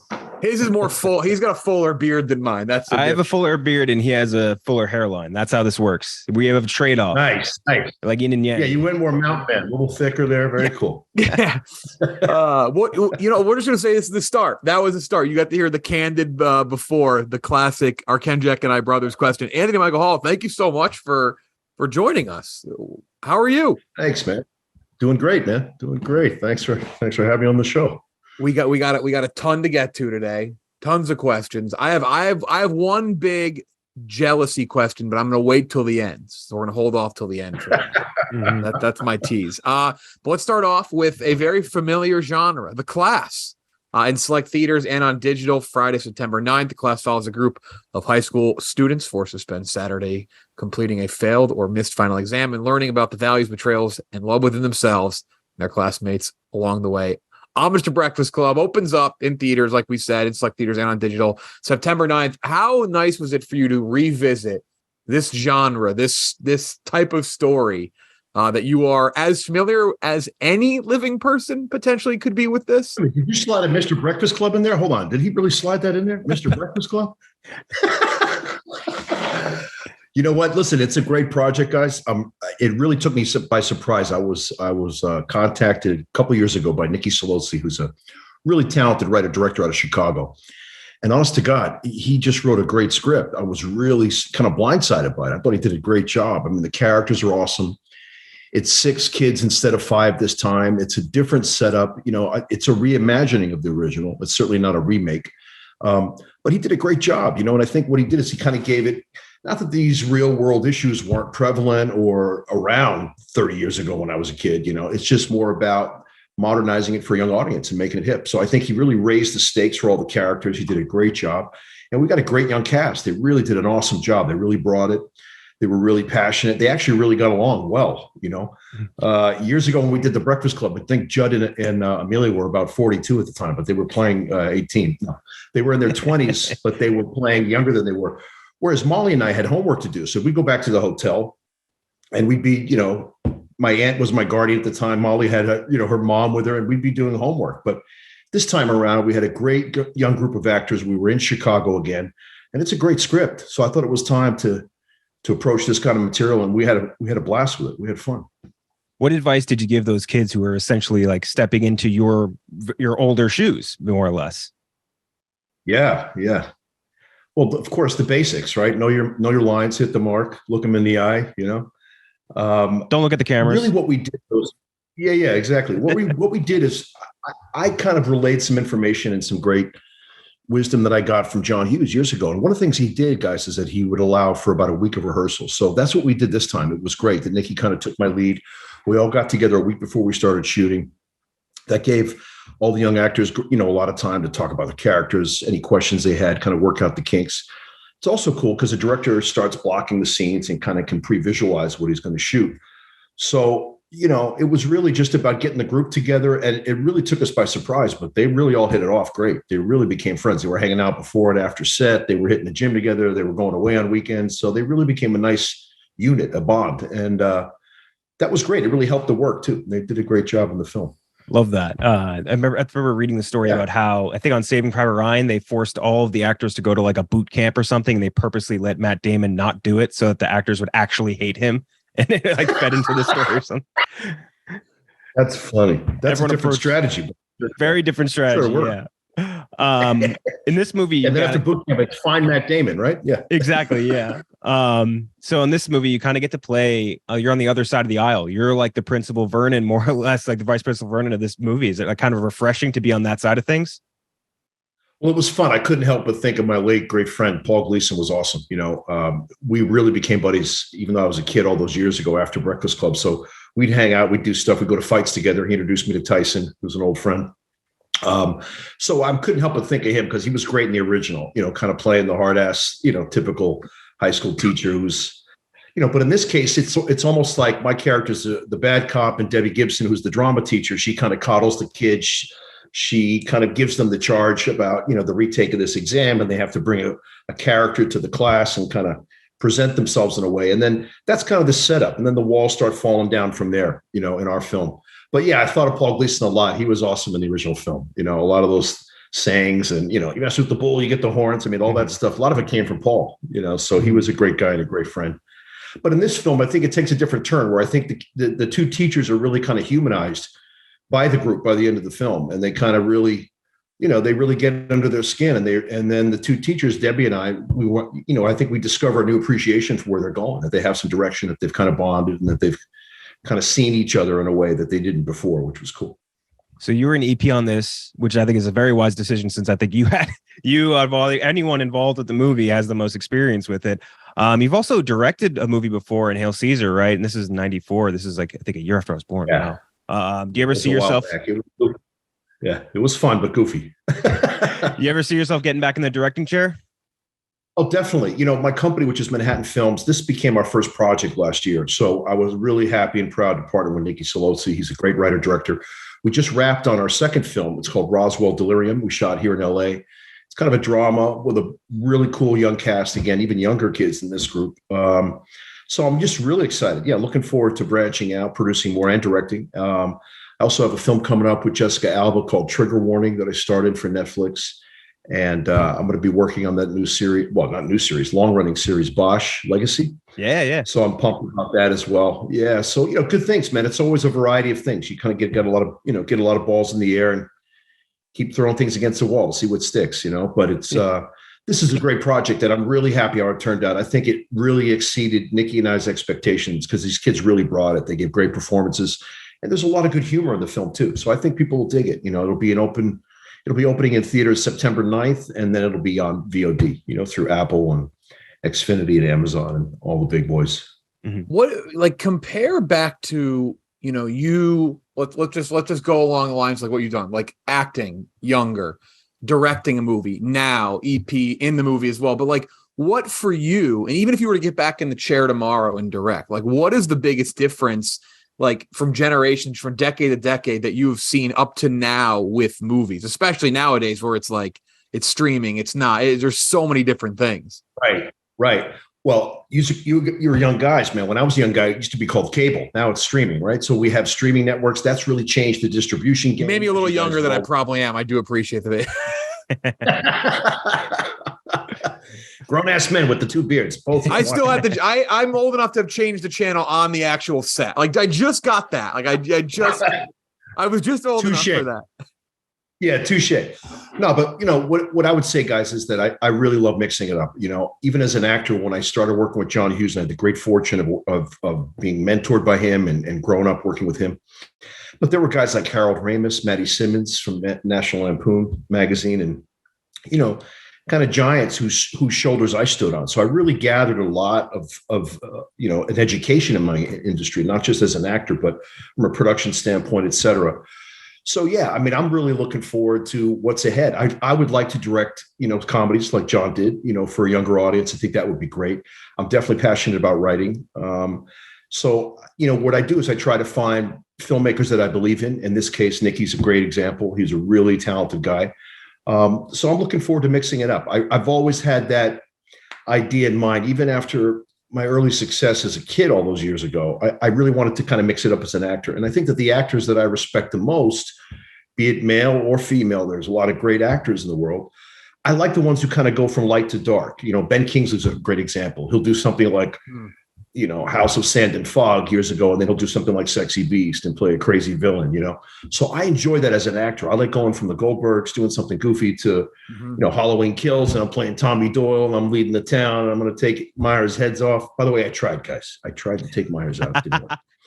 We'll take your word for it. It was an epic failure by everyone else involved. It's on Peacock. You're about a year late. It's okay. Yeah. So anyway, no, great. So that's enjoyable for me. I get a lot of gratification out of that in terms of performances going left to right, and then in terms of the business and producing and directing, and I'm really looking to open up on that level too by expanding my company and just finding great people to work with. Right? It's always about the company you keep and the people that you work with. So I'm just looking forward.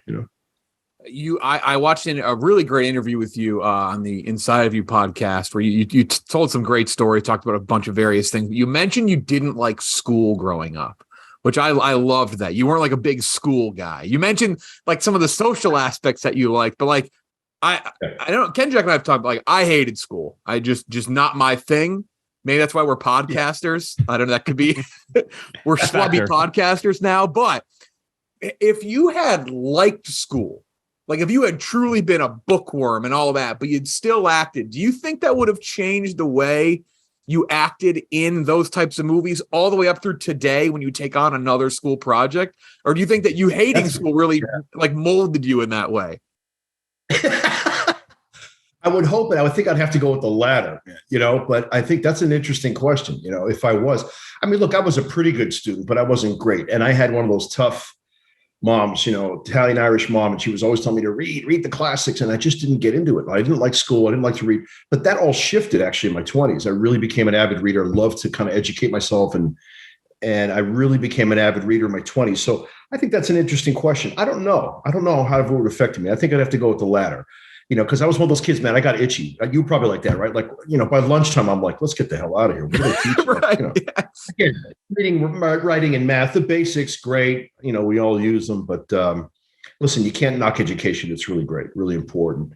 But for me, I was a kid who was very itchy in school. And I felt, I was a goofy, funny kid. And fortunately, John Hughes and Harold Ramis, guys like that, they saw something in me. And that really sparked not just a career, but gave me purpose, so I really owe a great debt of gratitude to those guys because they really helped put me on track at a young age, which was where great. Some friends will be like, oh, I see a kid on Facebook. They're married now. They have kids. That scares me. For me, it's a little less now. I'm 31 now. So less of my friends are going back to school. But anytime I see someone going back to school, like trying to be a doctor, like a lawyer, it makes me like physically pain. Like I feel pain. I'm like, I can't imagine studying again, ever again. I can't imagine doing it.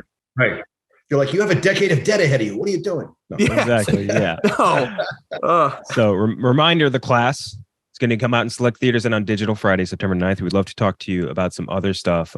Like guys, you mentioned John Hughes and Harold Ramis. What do you think with John Hughes? Because I think John Hughes is one of those guys that is just universally beloved. You know what I mean? Especially from people who grew up watching his movies. What do you think made his movies so special? Like, because he's a director that more than anyone really got it. You know what I mean? Like sometimes an older director, when they're directing a movie about kids, cannot connect with what kids that age actually think and act like. But Hughes always seemed to understand it. He did, and I have kind of a multi-prong, like a two-part answer to that. I think it was a combination of things. He had a great natural ability as a writer.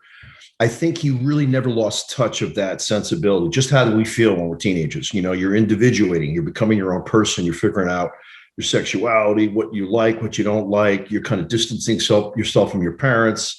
There's a lot that goes on in the life of a young person, right? So I think that he had a great talent, obviously, as a writer, but he always had his ear to the street. He was always listening. And I know a couple things about his past. I know he had two sisters, and I think John was a middle child. So probably similar to us, he was a little bit antsy in school, but there's so many things that come into play. He was a great lover of music. He was a guy that was always staying inspired. He always had music.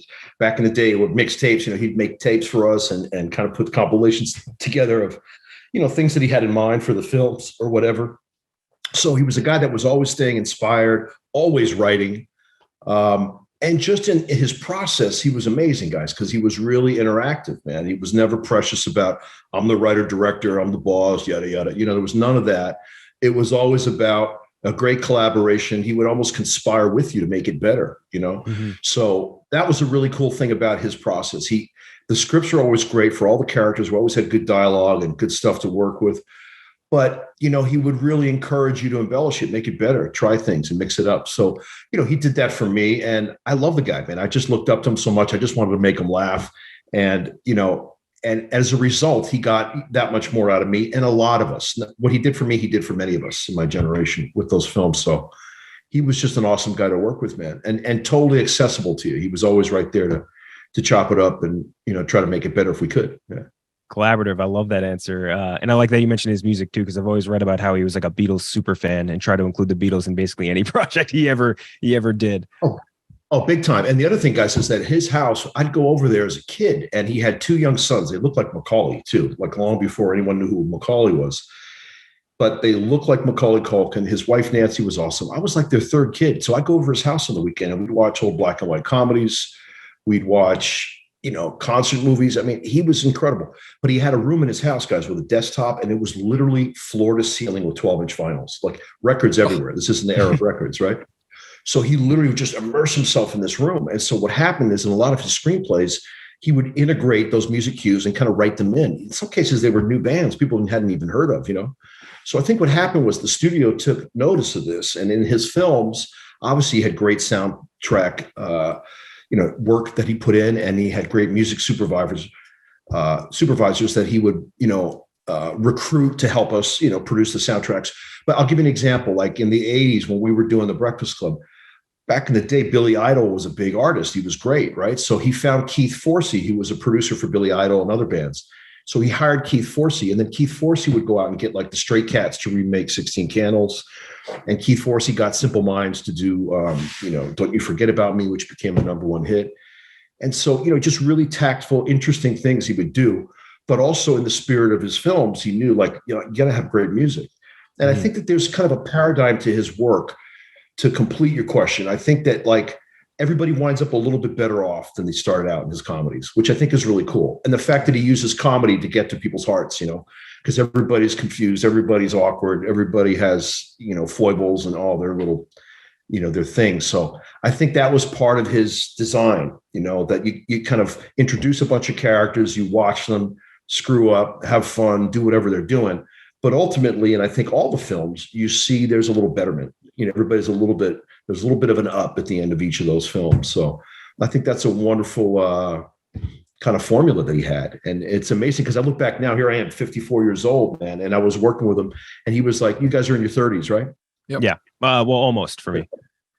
Right on. Well, he was only like 35 years old when I was working with him. So to look back and then the other thing is it was never any like dissension. It was never like, I'm the boss. He just felt like a bro. He just felt like a brother. And he was just awesome. He really was. You mentioned all those incredible movies. Which role of yours do you actually get recognized for the most? Like, which one is the one where people are like, oh, this or oh, that? I don't know, man. The truth is I've never stopped working in 4 decades. I've been at it a long time, but these John Hughes films, like they live in a time capsule. And I think what's really cool is it's for me to discover that not just people that are my age now that are parents and grandparents at this point, but like they keep finding younger audiences, which is really impressive to me and really a testament to his work. And I think some of the things that I mentioned before, that's just my perspective. But I think that, he was an amazing guy, man. And the fact that, those films keep finding younger audiences is awesome. So, yeah, I mean, I get recognized for those films all the time. And, it could be anything from The Dead Zone to Tommy Doyle, so I'm grateful I've had a long run and I'm just, continue to chip away at it, as my father used to say, keep chipping away. It definitely found a younger audience. I remember my dad showed me Weird Science when I was 12. And from that point on, I was like, I could build a magical supermodel. Like, I just need to do better in science. I'll figure this out. Yeah, dude. Now you're at your computer making a living. That's great. Exactly. Yeah. Awesome. It all worked out. Yeah. Right on. Well, hats off to your dad. Another smaller role. We had the pleasure talking a few months ago to Michael Jai White, who played the character Gamble in The Dark Knight. Oh, yeah. And we got to ask a question. We're going to ask you. You had the very distinct, pleasure. I would say pleasure, probably the right word, of being face to face with Heath Ledger's Joker and not being Batman himself. His character was, I forget where he landed. Was he killed? His face was sliced open. Your character, you played the newscaster, mocked in one of the more terrifying Joker moments in the whole movie. What face to face was that like in the moment? And did you realize when that was happening? We asked Michael Jai White this too. You were like, holy shit, this is like transcendent, this character. This is an insane performance. Did you know in that moment? I picked up on it pretty much right away when I got to London. I actually shot on the first day of The Dark Knight, and we were in London at a university. We did the stuff in the newsroom, the news studio. But when we got to Chicago is when I met Heath and I saw him work for the first time. And yeah, man, he was definitely in a zone for sure. I asked Chris Nolan at one point about his hiring. And they had been in talks for months, apparently, and I think it was an interesting kind of amalgam of like, something about Malcolm McDowell's character in Clockwork Orange, and also Johnny Rotten from the Sex Pistols was an inspiration for Heath and for Chris in creating that new Joker that Heath did such a brilliant job on. So I think it was all about anarchy, kind of like your hero is only as strong as your villain, right? So I learned a lot of lessons working with Chris Nolan. I was totally impressed with Heath. He was an awesome actor. I love Michael Jai White's work. He's a fantastic actor. And that scene is incredible, right? Where, he kills the guy with the pencil. I mean, that whole scene is intense. So I would say that when I got to the set, I could see Heath was in his zone, man. He was really in a place. I happened to ask Nolan about the hiring of Christian Bale, and he told me he was the first guy he met with. He just knew right away. So he had his first meeting with Christian Bale, but I think he was in talks with Heath months before that. And he's a pretty genius guy, Chris Nolan, and his wife Emma's his producing partner, and they're awesome. So I think in this case, he kind of had that preordained. He kind of had it thought out, in terms of those two actors, but he was just awesome to work with, and such a great performance all these years later. It still is a, phenomenal performance he gave. And we really lost him too young, man. He was a super cool guy, man. He was really easygoing. He was like a surfer guy from Australia. He was really on the level, very humble guy, in his shoes. He was cool. And, it's actually a funny little footnote. When we shot the scene where I get kidnapped and he hangs me upside down, I got to the set that day and we were shooting at a place called Cardington, which was a former air base for the British military. And they converted it to studios. It's now, I think, become a museum.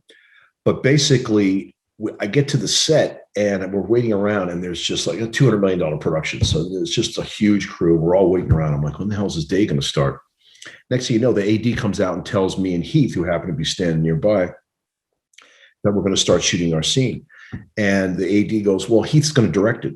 So it was really cool. So basically, Chris Nolan gave that sequence to Heath. He said, you just shoot it on a camcorder. And we went with the stunt guys. And of course, they hung me upside down and shit. I'm like hanging upside down.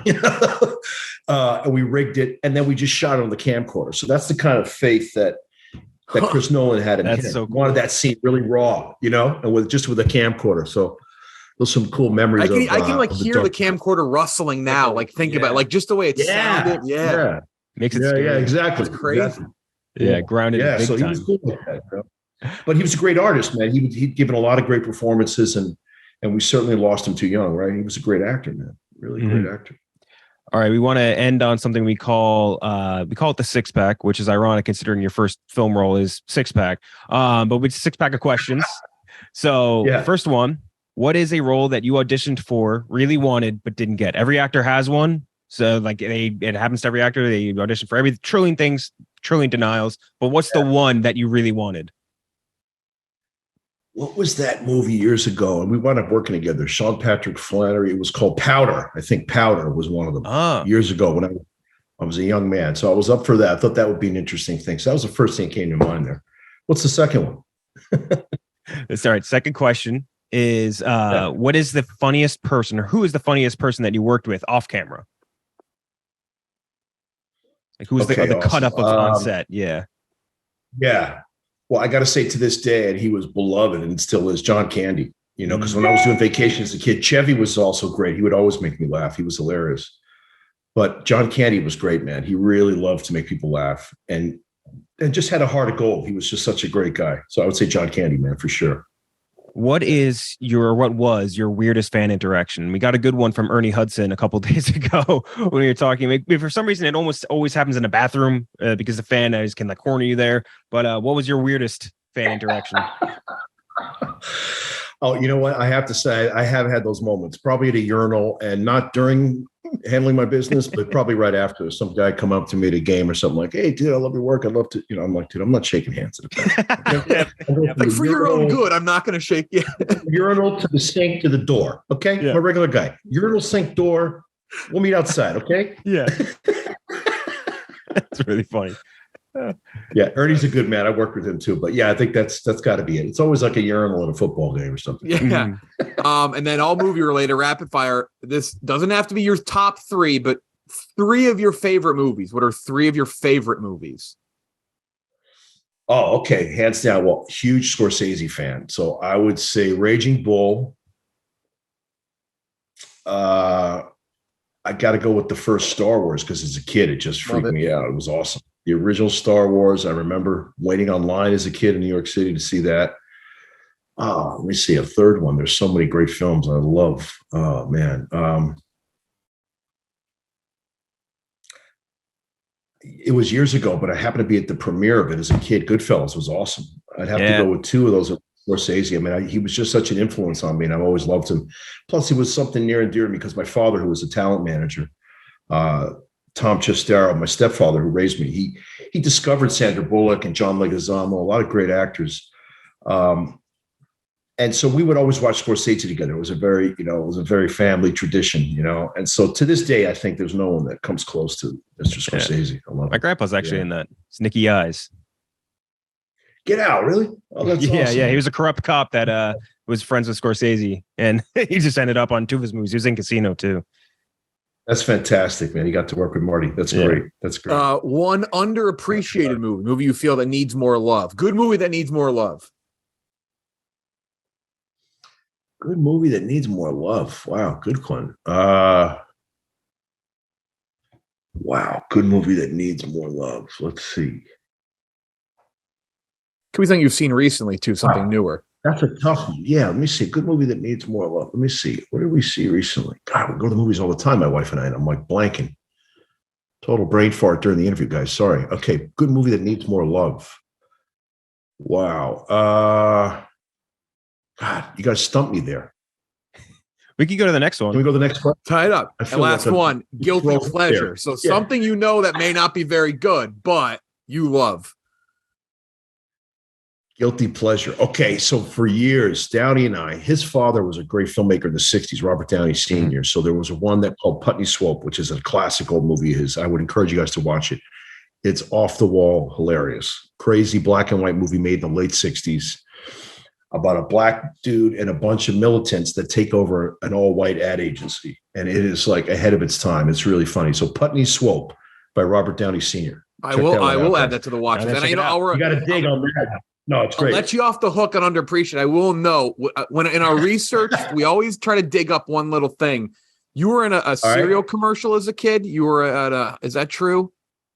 Oh yeah, man. What was it? Honeycomb. I think I did a Honeycomb. honeycomb. That's what I'm jealous Back in of. the day. You could say that you've been in, you were active with Heath Ledger. You were in line for Star Wars. I always wanted to do growing up is be in a cereal commercial. Dude, you know what? We're American kids, man. We had our cereals. Honeycomb was your cereal, right? That was a good one, man. Count Chocula. Yeah, I know. I love all those. Oh, crap. Oh, good for you. Oh yeah. Thank you so much. We got to go to the class, select theaters, also on digital September. This was an absolute blast, and hope to talk to you again. This is great. Hey, guys. Thank you, man. Great meeting you, and thanks for the time and the interview, guys. Yeah, Great meeting you too. Thank you so much. All right. Thank you to both Anthony Michael Hall, Ernie Hudson. Let's talk Lord of the Rings, the Rings of Power.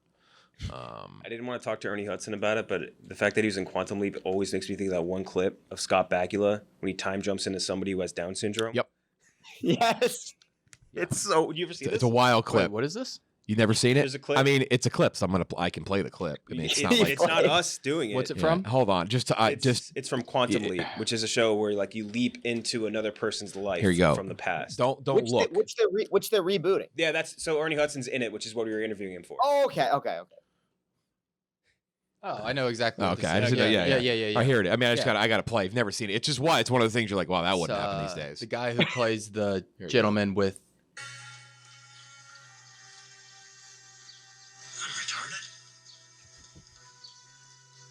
And then he goes and looks in the mirror, and it's a guy with Down syndrome. Tell you what, yeah, that's one that would not play. Yeah, it's crazy. It's crazy. Was that the entire episode too? Like, I think he is quantum leapt into somebody with Down syndrome for the entire episode. Rings of Power. Lord of the Rings, Rings of Power. On Amazon, 2 episodes out now. I'll try to read, I guess, a synopsis. Kenjack's going to run through, I guess, maybe like a recap. Yeah. Just to kind of beat by beat. And then we have some, we went to the LCB Discord. Not the name of it. Mm-hmm. The film crew. Shout out film the film crew. crew. Yep. Yep. We took some questions. And we'll talk about some theories. Because we'll get into, some of, the minutia and details of what this is based on, which isn't much. Mm-hmm. And why some of it's not based on other things, which seems to be very confusing for people. Yeah. The YouTuber who I respect a lot, Jeremy Johns, huge Lord of the Rings fan. He reviewed this, did not like Rings of Power, but he was referencing material he wished they would have adapted, but they just don't have the rights to it. They don't have the Silmarillion. Yeah, the Silmarillion, they just don't have the rights to it. Which is, it's odd. Anyway. Set thousands of years before the events of The Hobbit and Lord of the Rings. Some characters you'll recognize, which when you mention them, Kendrick, we'll talk about who you would recognize from the Lord of the Rings movies. Yeah. It's a couple. One who's in a deleted scene, but 2 are very prominent. Yeah. So it follows that time, and it follows what will eventually be the creation of the rings. Yeah. Which is obviously the Rings of Power, and the build up to that. It is not based on anything other than the appendices of the Lord of the Rings, the book, The Lord of the Rings, the 3 stories that were made in the movies. They do not have the rights to anything else. Yeah. And obviously it's very tiny portions. So there really is a lot left open. And Lord of the Rings in general, I have read the books, very rare that I can say that. Lord of the Rings in general it's not crazy vague, but there are some vague things that you can kind of leap off of a little bit, and they even did so in the movies, not as much. I'll say off the top, I really liked it. I really liked it. I love Lord of the Rings. Is it Lord of the Rings? No, I think it's significantly better than The Hobbit. Like not even close. Low bar, but yeah. I like that is a low Better fucking than bar. Battle of the Five Armies. Yeah, he's a Hobbit 1 and 2 defender. I'll defend the first two. It's probably better than those two, but I do like those movies. I like it a lot. It has to meet a unbelievably high bar. Like you want to talk about like the Mandalorian and stuff. The bar was not very high to meet because most Star Wars stuff stinks. like that just is kind of how it's become. Lord of the Rings. Ken, Jack, and I both have it. Actually, let's see. We have it. It's our best, I think, just cumulative. Yeah, rating trilogy by easily. Far. Like not even remotely close. Yeah. So we both have Return of the King at 100 out of 100. Mm-hmm. We then have Two Towers. I have a 99. You have it out of 100. And then Fellowship, you have a 95. I have a 96. So some people prefer it. Yeah, I love Fellowship. Yeah, I mean, I love it. Like, look, they're elite. Essentially, all three. It's the greatest trilogy of all time. I watch it once a year. It's the best. I really enjoy this. I love the mystery. I love that we can. I said this about Game of Thrones, where like you can't really theorize the new House of the Dragon because like it exists, so like, we can kind of just fucking enjoy for what it is and watch it unfold. Mm-hmm. I kind of like that we can theorize on some things here. It's getting me going. I loved watching them back to back, slower paced, absolutely for sure.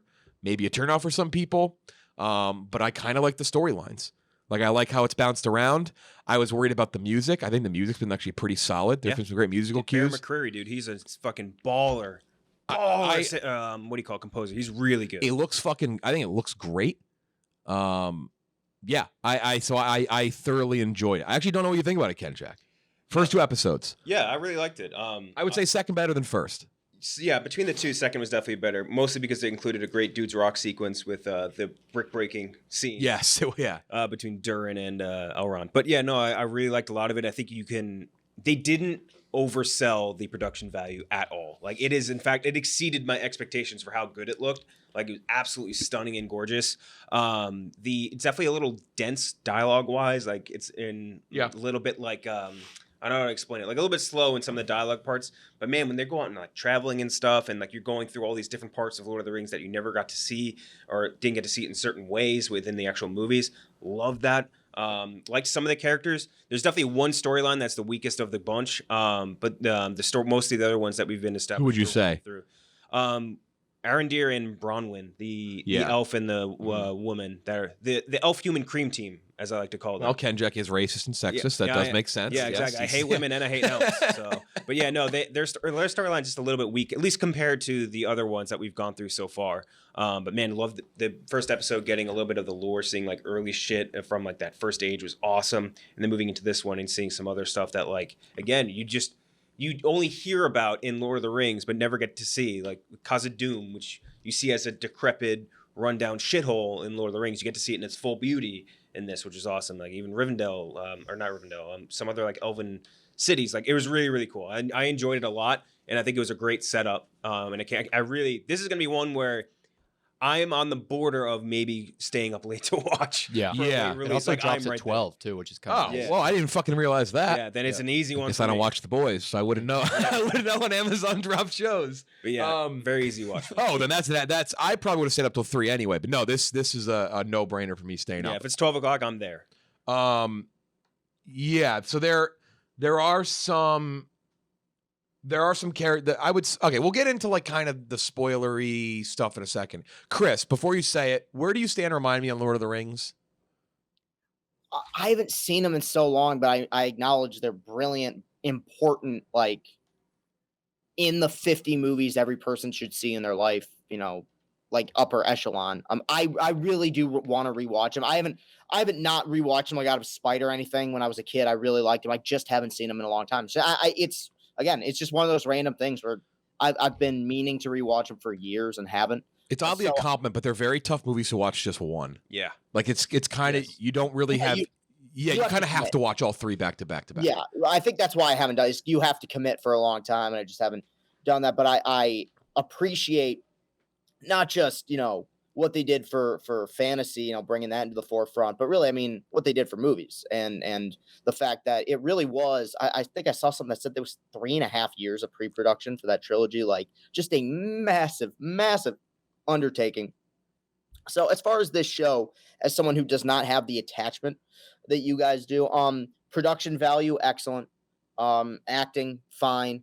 Look, I live in I'm a short attention span guy. I am. And, you know, I unless it's numbers on a baseball reference page, I would not consider myself, you know, particularly smart when it comes to almost anything. But when it comes to this, man, my biggest issue is I just don't really know what the fuck is going on. It's just, there's just so many different characters, so many different creeds and races and different storylines that I feel like I need to do like a flow chart, like a Charlie Kelly in the episode of Always Sunny, where he's trying to figure out what's going on in the mailroom, just to kind of figure this thing out. So it's like, I'm not invested enough to go back, rewatch, and learn everything about every character. But for what it is, as someone who's not the biggest fantasy person, as somebody who doesn't have a crazy attachment to Lord of the Rings, I don't see anything in this that would make people want to turn away, which is why I'm sure we'll get into it. I was very surprised to see it has like a 39% audience score. It got review bombed. It got review bombed really badly. Yeah. Why though? It's a mix of. Okay, so there's definitely some racist shit going on, like and sexist. Non-white people.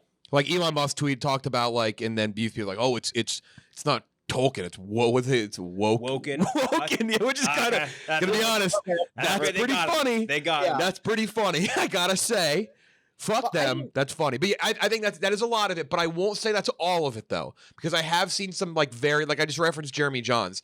I don't agree with him, but he's a big fan and he's giving like very fair reasons to it. And this is not fully based on anything, and it is sort of fanfic. It's Silmarillion fan fiction. Somebody said, like, and I'm not saying it's a bad thing, but that is kind of true. So I get not liking it in fair reasons, but this is really no different than what we see with fucking Star Wars. What we see, like, it's just, if it's not how you view it, but people have had issues with, it's not the Galadriel we know, it's not, not the Elrond we know. My argument would be that's thousands of years after, and how do you not know they're not going to be like their regular characters at the end? Like, I don't know. Like, I don't know why but that's no different than hearing fucking Luke Skywalker. That's not my Luke. The thing that kills me is, like, the Peter Jackson trilogy is an adaptation of the work. It's not a one-for-one from the books. Like, it is an adaptation. It ends also probably despised by the Tolkien family too. Yeah, the Tolkien family hates it. It ends like 20 chapters before the true ending in the books. It's not a one-for-one adaptation. So when people say this isn't a true adaptation, I'm like, well, it never is going to be, because the Tolkien works just won't go straight from page to screen. Like, most books won't go straight from page to screen. So of course it's going to go through the Hollywood ringer and be turned into a on-screen product. Like, I don't know. Some of the complaints are just absurd to me. I think that opening 10 minutes on the first episode was jaw-dropping. Literally jaw-dropping in terms of what you could see on television. Visually, it was stunning. Dude, it blows House of the Dragon out of the water just from a vision. And it's not their House of the Dragon's fault, just the money put into this is crazy. Yeah, I mean, I know that they spent a lot of money on it. It looks better than I could have ever imagined. I see some of the complaints about not having a character to latch onto. I'm all in on Galadriel. Me too. All in. I think she's cool as fuck. What is the, and I will say this about what Chris said. I think if you went and you watch Lord of the Rings, I think if you can find time in the next few weeks, I think you probably do it. I think you will not only be like a little more invested, but you'll pick up on some threads, because there are some threads, and we'll talk about it after, like, we kind of go through it. I don't know, Kendrick, if you want to kind of go through. Yeah, I can do like a. But the rights thing is a big thing here. Like, it just ended up being that way. That's why they rushed through some parts of the prologue. They combined a couple things, just to kind of skirt around being able to show it. And yeah, so there are some things there. And I'm not saying this is not a perfect show by any means, but I really enjoy it. And there's like a couple threads when you go through Kendrick, there's a couple threads I've picked up on. I'm like, oh fuck, that may connect there. And if that connects there, like you talked about the Arendir and what's her Bronwyn. I keep saying Ballion. That's a golf course in New Jersey. Her name, but just like I read it. Yeah. Excuse me. It's a golf course. Like they have I don't know if like they're fully fleshed out on, but I think they have a connection that may end up happening. That I'll tell my theory. But yeah, rip through it. Yeah. So in our first ep, he starts out in Valinor, which is there's like two big continents, right? In Tolkien lore, it's like the one in Middle Earth's on, and then there's Aman, which is out to the west, and that's where Valinor is, where you start out. We never got to see that obviously in the movies. We only got to see them kind of going off on the boat at the end of Return of the King.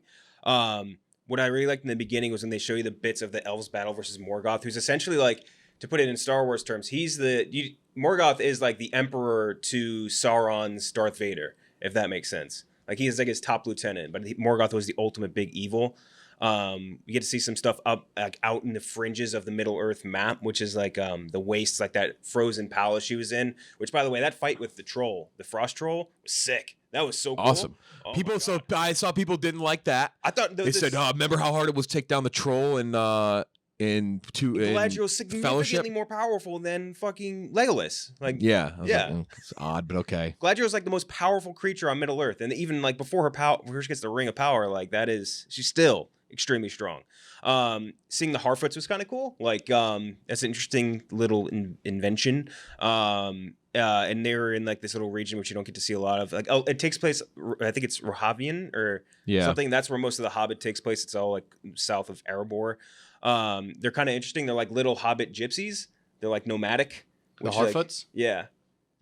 Yeah, I mean, they definitely just put the hobbits in there. yeah, they did. There's definitely there was an executive, which I'm not critical, but I think they've worked well into this so far. Mm-hmm. But yeah, but I will say, just talking about like lands and stuff too. I'll say it now because you're kind of talking about layout. Yeah. I thoroughly enjoy the Southlands of Middle Earth, just knowing that will become Mordor and that will become that area of what we know from lore. Like seeing we'll probably watch that develop. Like I love that already. Yeah, and there's a time where like all of Mordor was like not like that. It was like green. It was like there was all greenery there. It was crazy.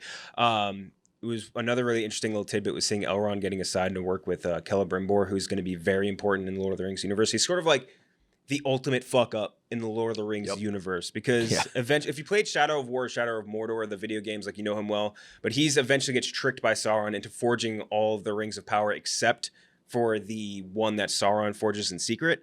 So he makes all of the rings that corrupt the world of men, which allows him to launch his assault on Middle Earth or whatever. And one thing was kind of interesting, like, you know, the scene at the end of the first episode where she's going off into the Undying Lands, like it might be confusing to kind of look at, but like you can't go in there unless you're like immortal. So like that's kind of opening up to get to that continent. You need to be immortal, which is where she went with Elrond, Frodo, and Bilbo. She went and followed them. Yeah. Bilbo, and because they were all at the end of Return of the King to them or something towards the end of it. But then she has that scene where she jumps ship. She must be like Michael Phelps level endurance swimmer. It was unbelievable how far she swam. From like she was in the middle of the Pacific Ocean. She's like, I'll just swim back. And found a bunch of, by the way, this is the one thing I laughed at. I was like, this seems like a bunch of pirates in Pirates of the Caribbean. Yeah. I think all those characters look like they got plucked out of the IP of Pirates of the Caribbean. Yeah. The one significant character that she does come across. Yes. I think. That guy is definitely going to be important, I think. I have my theory. We'll get into it. In that second episode, where we get introduced more to Arondir and Bronwyn, like they go to find out what happened in that town. The orc that attacked Bronwyn and that son, by the way, sucks. Theo or whatever. Yeah, kid blows. But he stinks. The orc that attacked them was like super powered. He destroyed a stairway, threw a table like 50 feet. Like that guy was. Which I thought the orc looked unreal. Looked really, which is funny. What happened with the fucking Super Bowl trailer for this show? Yeah, I know. Why did they ever release that? I have no idea, but they look so good here, practical, like the skull mask. What do you think of the orc, Chris? I'm curious your thoughts. I don't have any issues with the visuals at all in this show. The more Kendra kind of runs through it, the more I actually do think it's like the things we're mentioning. Like you're gonna if you watch it, you're gonna be like, oh fuck, like oh, okay. Well, yeah, I was listening to you guys talk about this. It just occurred to me that I think. And apparently it's been, a mixed reception, but it's clear you guys have like a very well-versed knowledge of the Lord of the Rings universe. I don't. So I think because of that, I have a difficult time getting into it and enjoying it, where like, I think that, and it helps obviously to know the world. I think somebody who's not a Star Wars fan could watch seasons 1 and 2 of The Mandalorian and enjoy it. So until maybe the very end of season 2. Yeah.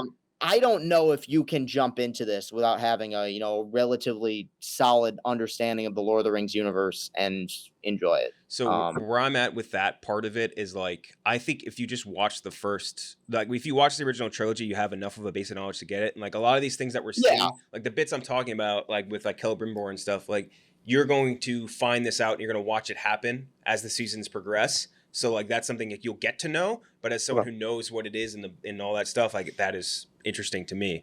When they get to go to Khazad-dûm, which we've only ever seen in the Fellowship of the Ring as a rundown wreck run by the Balrog, getting to see that in like its full glory, it looked fantastic. It looked so good. And the guy that Elrond meets there is Durin the Fourth, who's an ancestor of Thorin Oakenshield, who's like the main dwarf from The Hobbit. And man, I couldn't get over how good everything in Khazad-dûm was. Yeah, that's one of those like settings that you're like, this could look really bad. Because I mean, The Hobbit really, like the look of The Hobbit for me is what will always kill me. It just looked so not great, and that, I guess, city setting just looked fantastic. And also King Durin, he was in the beginning of Fellowship. There's a couple like small. Gil-galad's another one that was in a deleted scene from Fellowship of the Ring. You can go back and look that up. So this is before one of Durin's, I think is Durin's grandson, digs up the Balrog in Khazad-dûm, which then goes up and kills everybody. And then that guy that rescued Galadriel, that guy's going to be a Nazgul. I'm convinced that's how they're going to adapt this. So, okay, I'll get back to him because I have my theory. Now, I don't know if it sounds stupid now, but continue. No, but that's more or less the recap. So I guess we can go into so they get saved at the end. Yeah. Or they are about to get saved. What's his character name? Halbrand. So I don't. So there's two characters people don't know that are kind of questionable. Like, who are these people? And I'll pull this up with our audience questions. Who is the meteor man? Who is the stranger? The naked man. Because there's a couple theories. So there's some theories that there's a Gandalf theory. It's like before canonically when he's supposed to show up on Middle Earth, but I feel like it doesn't matter a ton for this adaptation if they bump that forward a little bit or backwards a little bit. And like the way that he does all this stuff, like his beginning thing where he like whenever he screams, all that shit goes crazy, right? And like all the wind happens. Do you remember he does that in the Fellowship in the first 20 minutes, right? When Bilbo thinks he's gonna rob him, he's like, "Do not take you know the line. Do not mistake me for some conjurer of cheap tricks." And like a whole storm appears above him, and like that's kind of what that dude does. He also whispers and talks to fireflies. We've seen him many a time speak to animals and creatures and bugs. Dude loves bugs. Dude, big bug guy. But the other theories, you've seen Saruman. Yep. That's another theory. Sauron. Some of the Balrog as well. That's a potential one. Because there was an interesting moment where the Nori, the Harfoot, falls into the meteor area, which, by the way, that does look like it looks like the Eye of Sauron. Like it looks like it when he's like laying down in the middle. She notes that the fire or the molten rock to the touch it was not warm. And earlier in that, or in the first episode, Galadriel noted when she was in the cave, they're like, wow, like our hands are cold, even though we have the torches. Like there's the evil here is basically making the heat. Morgoth's evil makes out. Yeah. So there's that connection. So like those are kind of the three, like is it and in the lore of Lord of the Rings, like Sauron, who we know is at some point going to exist in this show, like can take the form of somebody, and tricked, and trick them, like you mentioned, into making the ring. So like, is that his form? Is he the guy in the fucking boat? Which I have not remember. I have not learned his name yet. You have to remind me again. Yeah, Halbrand. Is it because here's my thoughts on that. There's clearly a sword that fucking stupid kid finds, Theo. Worst character. Yeah, the dumb kid who we're all going to hate. He finds that sword, has the mark of Sauron on it. Mm-hmm. And remember, his little buddy also stinks. Yeah, that guy he's like 1A, 1B, stinky kid, teenage kid. He says, like, he clowns about his dad. Yeah. He's like, where'd your dad go? Yeah. Could that be his dad on the boat? Could his dad have ran away? Could his dad be Sauron? I thought about that. That's kind of my, because you mentioned, you're like, that story doesn't have a ton yet, but if she is looking, she's clearly trying to lead the town away from orcs, her husband's gone, could that storyline collide with Galadriel's and what could end up being, I don't know, Sauron in the form of that man? And he's hiding some demons. He also had no problem letting all his fucking friends die on that boat. Yeah. So I don't know, that was kind of my one theory. I don't know on the Stranger, but that's my theory. I think he is, because the sword was in the town. Yeah. He left the town. That's kind of my theory. That's I Sauron. think that Halbrand is going to end up being one of the kings of men, which I think there's 9 of them. I think he's going to end up being becoming it, because there's one thing, right, when he introduces you get introduced to him, he's like, the one thing he really hates is orcs. He despises orcs because they ruined his life, and he's like, I need to destroy all the orcs. I think he's going to lead some sort of group to defeat them and then establish his own kingdom, and then later get corrupted by one of the rings of power, which is going to be like one of those tough things for Galadriel to sort of compensate with or come to terms with, is having to kill her friend because he turns into a Nazgul, which would be kind of cool. They another thing I guess worth noting, I watched this was on a breakdown. It might have been Nerd of the Rings. Somebody said would it doesn't make sense for the meteor. Well, if you really think about it, the meteor guy, the Stranger, being they refer to him as the Stranger in subtitles, being Sauron doesn't make a ton of sense, because who is commanding the orcs right now? Yeah. Oh, that's a good point. Which I think is a very good point. Like, who would be commanding the orcs? Maybe they're off like Rogue right now. I don't know. They're off doing stuff. Rogue One. They're busy. They're going goblin mode. There's also a box from our Discord. Someone with the name Cock. Shout out Cock. Said, what's in the box there? Dwarven box. It looks like an Arkenstone. It's the same light. Yeah. But the Arkenstone's the heart of the mountain. Yeah, come on, guys. You saw The Hobbit. It's the heart of the Misty Mountains, the other mountain. Yeah, so I mean, that was the heart of Erebor, but this could be the heart of this mountain range. So the showrunners know what the last shot of the series is going to be. What do you think that last shot or scene is? I saw a good theory that was also, I don't have the person's name in front of me, but I do think it's a good theory that it'll be the Harfoots setting up in the Shire. Yeah, something with nice the hobbits. Little sentimental shot to end on. They walk past security. They go, "What's your name?" "I don't have one." "Bilbo." Yeah, Bilbo is your name. You're Solo. Okay. All my friends just call me Bill. What are your expectations of the show moving forward in terms of big action sequences? Yeah. They didn't shy away from big action set pieces, so like that opening scene where her brother gets not killed, but he's fighting in the big ass war, and then they go and he puts the helmet in that big ass pile of helmets. Like, I mean, it's the most expensive fucking show ever. Mm-hmm. So I guess my expectations are it's gonna look good still. I expect this show to look fucking great, because if you tell me it's that expensive, it better look unreal. So far, so good. Yeah. I don't know. I don't even need the crazy action. I know there were a lot of threads and a lot of plot lines. People are like, I don't care about the characters. It's like, it's so early on in this. Like, I care about a couple characters. You have, and for those who don't remember, and if you're like listening through this and you're like, who was who? I mean, I assume at this point you know, but Cate Blanchett's character is Galadriel. Hugo Weaving's character is Elrond. Which, by the way, I forgot that they made a great Lord of the Rings reference in The Martian with Sean Bean sitting right there. They call it Project Elrond, and they literally just talk about Lord of the Rings. He's just like sitting right there.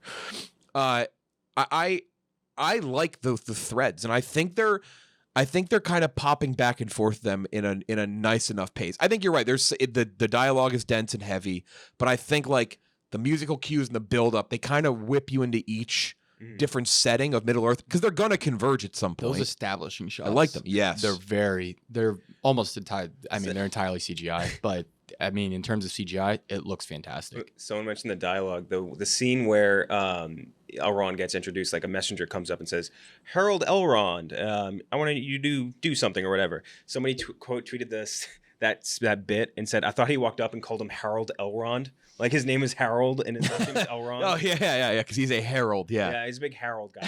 Harry Elrond. Fuck, who tweeted that? I need to find it. Also, one of the other shots I really loved, we brought this up on the long take, when they zoom in on Galadriel's eyes. That was like a shot ripped straight from the right from the movies, right from the Peter Jackson trilogy. At what point They do it a few times. It's just like a shot straight onto Galadriel's eyes. Oh, okay, Yeah. There's a lot of shots and little things that harken back to the movies a little bit. It just to give you that feel. That's the thing. For me, it just feels like the original movies. And now, obviously, it's not going to feel like it to the extent of like, wow, this is that. Like, that's a massive hill to climb and a high bar to clear. And if it doesn't, that's fine. I mean, they tried to do it with the same fucking director and the same production company with the Hobbit trilogy and came nowhere close. Yeah. So like, it's going to be impossible to make it seem like that first. In terms of what could go wrong with this, though, there are a lot of characters. There's a lot of threads and storylines. It's going to have to connect well. Yeah. I think it is, though. Like, I think you brought that up, Kendrick. I would agree. I think Balio and Bronwyn and Aaron Deere. I think that may be the weakest one. Yeah. So far, even though I do like his character, his fucking armor is so cool. Very cool. Like, Which one? Arondir. I keep saying Anna Andor. We got Andor coming up too, which is confusing. But he got like the almost tree-looking armor where it's like the weirwood face carved into it. Okay, it's kind of sick. Yeah, I think him like going down in like the hole in like the dungeon with that, I think it looks fucking cool. But I think that storyline will become fairly large, and so I do think they're converged. But I'm like looking at the Wikipedia right now just to have the names up. There's so many fucking characters in the show. Yep. The 2 episodes in is one of the longest characters I've ever seen. Yeah, that's one of the issues. But I would say if it's where. If you're where Chris is on this, I would suggest rewatching the original movies because it's not like you're going to be like, oh, fuck on everything, but there's going to be enough little nuggets there where if I hadn't just rewatched these recently, I think I would have had to have gone back and like, oh, fuck, just to pick up on a couple little things here and there that'll kind of, I think, push it along for you.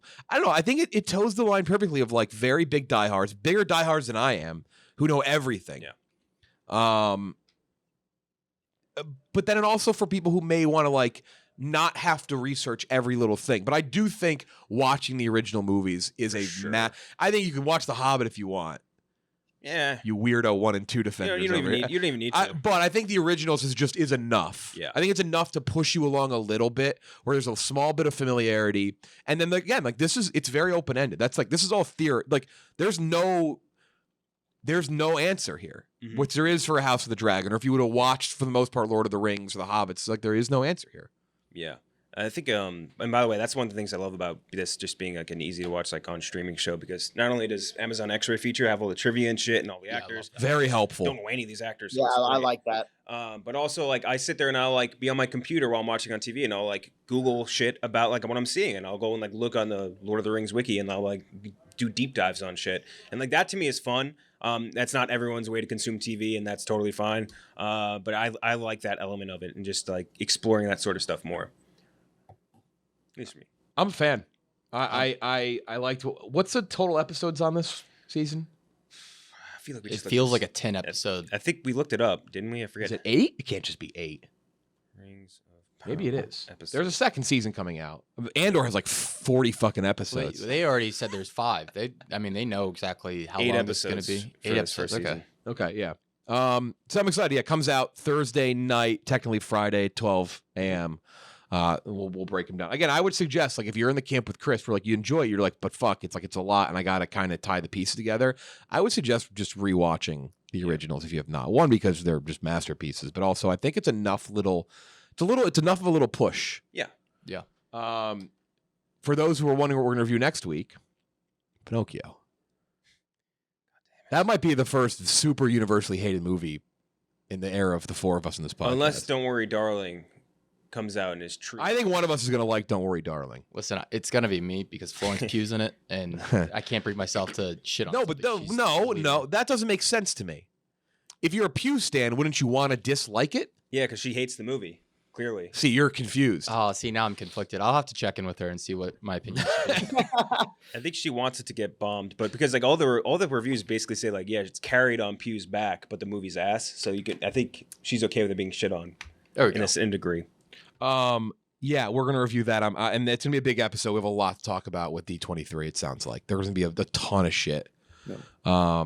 They said it was gonna be bigger than Comic-Con. So the Hat Man, Kathleen Kennedy.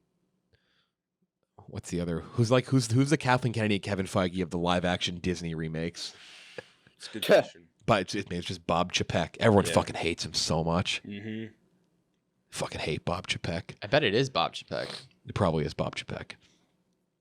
People do not like Bob Chapek. Bring back Iger. Yeah. God. Bobby He's not doing Iges. anything anyway. Bobby Iges. BarstoolSports.com user Bobby Iger. Mm-hmm. People forget. That's fact. Wait, really? Oh, yeah. He was a big pizza review guy. Loves pizza reviews. I talked about pizza reviews unprovoked in an interview. I thought you were saying he's in the comment section. He is, yeah. Saying the most vile things. Think about it. He's on the bloggers page. Who would he be? Who would he be in between? Be funny. Bob Iger would be in between Biz and Brandon Walker. Not as funny as it could have been. Mm-hmm. Chris, who are you in between on the Barstool bloggers page? Chief and Chris Klemmer. I guess that makes sense. Good people. What is this? I'm in between Jake Marsh and Jeff Rowe. Jeff Hotel. Wait, who? Wait, Who the fuck is Jeff Rowe? Comedic sports statist. Oh, okay. Never mind. It's just Jeff with an afro. Ken Jack is in between Kelly Keegs and Kim, but it's a good combo. Anyone between Leonard Fournette. Yeah. Leonard Fournette's like a diagonal to me. Yeah, there's just the Barstool bloggers page is one of the funnier, ridiculous visuals you'll ever see. The funniest being, hands down, Deion Sanders. Yeah, Deion Sanders on there, and KB and Joker makeup is very funny as well. Yep. There was one of the funniest comments I ever got was when I posted a mini review of No Way Home in my full Spider-Man costume. And the first comment said, "This guy works at the same company as Deion Sanders." Yeah. Pretty funny. Yeah. Always cracks me up. All right, that's it. We'll do more Lord of the Rings in-depth breakdowns, but next week, movie review for sure. Pinocchio. Oh, man. Should be a good one. I don't know. We've set the expectations so fucking low on this thing. Yeah, maybe we'll be pleasantly surprised. I actually oddly could see them clearing our low expectations, like being even worse than our expectations. Oh yeah, I was gonna say I don't think it's gonna be better than. No, I'm saying we're saying it's so bad that we may even be like it's not as bad as we thought it'd be, but I actually think it could be worse. Dude, the fact that they released a trailer for it like 2 weeks before it was supposed to come That's out, always a bad sign. Always a bad sign, especially when it's Zemeckis and Tom Hanks. Like that's a movie you market 4 or 5 months in advance. Should we wear all black? Funeral for Tom Hanks, funeral for Robert Zemeckis. Are we ready to put their careers in the grave? Yeah. Might have to. Tom Hanks has tenure, I feel like, but Zemeckis is, walking that line. We'll do the Ghana dancers thing with it's Zemeckis' coffin. Is there any way we can cancel Tom Hanks? Not for like the weird QAnon allegations against him, but just for doing terrible accents. Yeah, no more accents. He's no more accents. Just cancel him for doing accents. It was racist against the Dutch and Italians. Can't be racist against Italians. Sorry, Chris. It's a fact. No, it's a fact. Chris. No, you're right. Yeah. Okay, that's Ken Jack's favorite stance. Yeah, no, it's a bona fide fact. Did you ever see the shirt I tried to sell on St. Patrick's Day, Chris? Did it say you can't be racist against Italians? No, it just said "fuck Italians." I wish we sold that one. I got a firm no. Yeah, they were like, no. I was like, what? What's the big deal? I just need something in Pinocchio to like help me get through it. Like there needs to be something funny in there. Yeah. It could be a so bad it's good. I feel like potentially. Yes, I could see us laughing enough where we come in with a bunch of funny comments from it. But I also think it could be like, oh my God, end. What other voices do we have? Joseph Gordon-Levitt doesn't have the voice because I like him a lot, but he doesn't have the voice that'll make me laugh. Who else is voicing? It's just gonna be hard to top. Is Seth Rogen in it?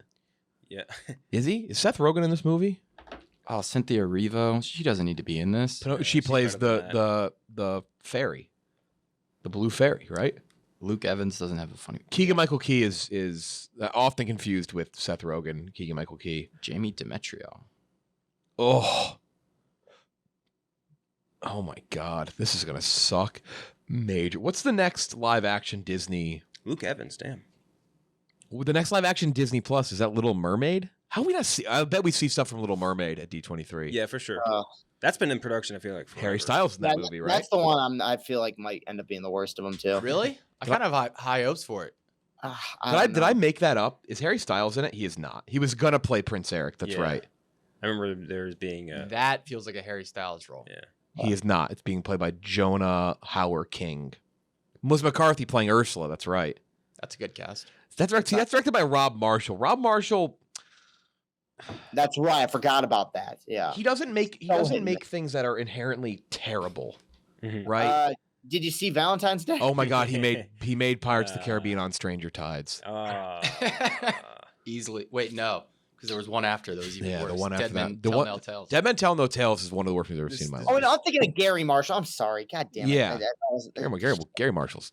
This is so funny to read. Giuseppe Dead, Bastian as Stromboli, a cruel and greedy Italian puppeteer who intends to force Pinocchio on stage to make money. A cruel and greedy Italian puppeteer. I asked if Gary Marshall did. Gary Marshall did 6 years ago, so I should have known that. Yeah, Rob Marshall did Chicago, Memoirs of Vacation, 9, Pirates, Into the Woods, Mary Poppins Returns. Oh boy, is he gonna have the Little Mermaid skateboard like he had those guys skate or like the BMX? And the BMX scene from Mary Poppins Returns? No, I don't at all. What? Oh yeah, there's legendary. A fucking full ass BMX scene in Mary Poppins Returns. They're doing like twisties. They're doing all this sort of shit. The most unnecessary scene and role in the history of any Disney movie is Meryl Streep in Mary Poppins Returns.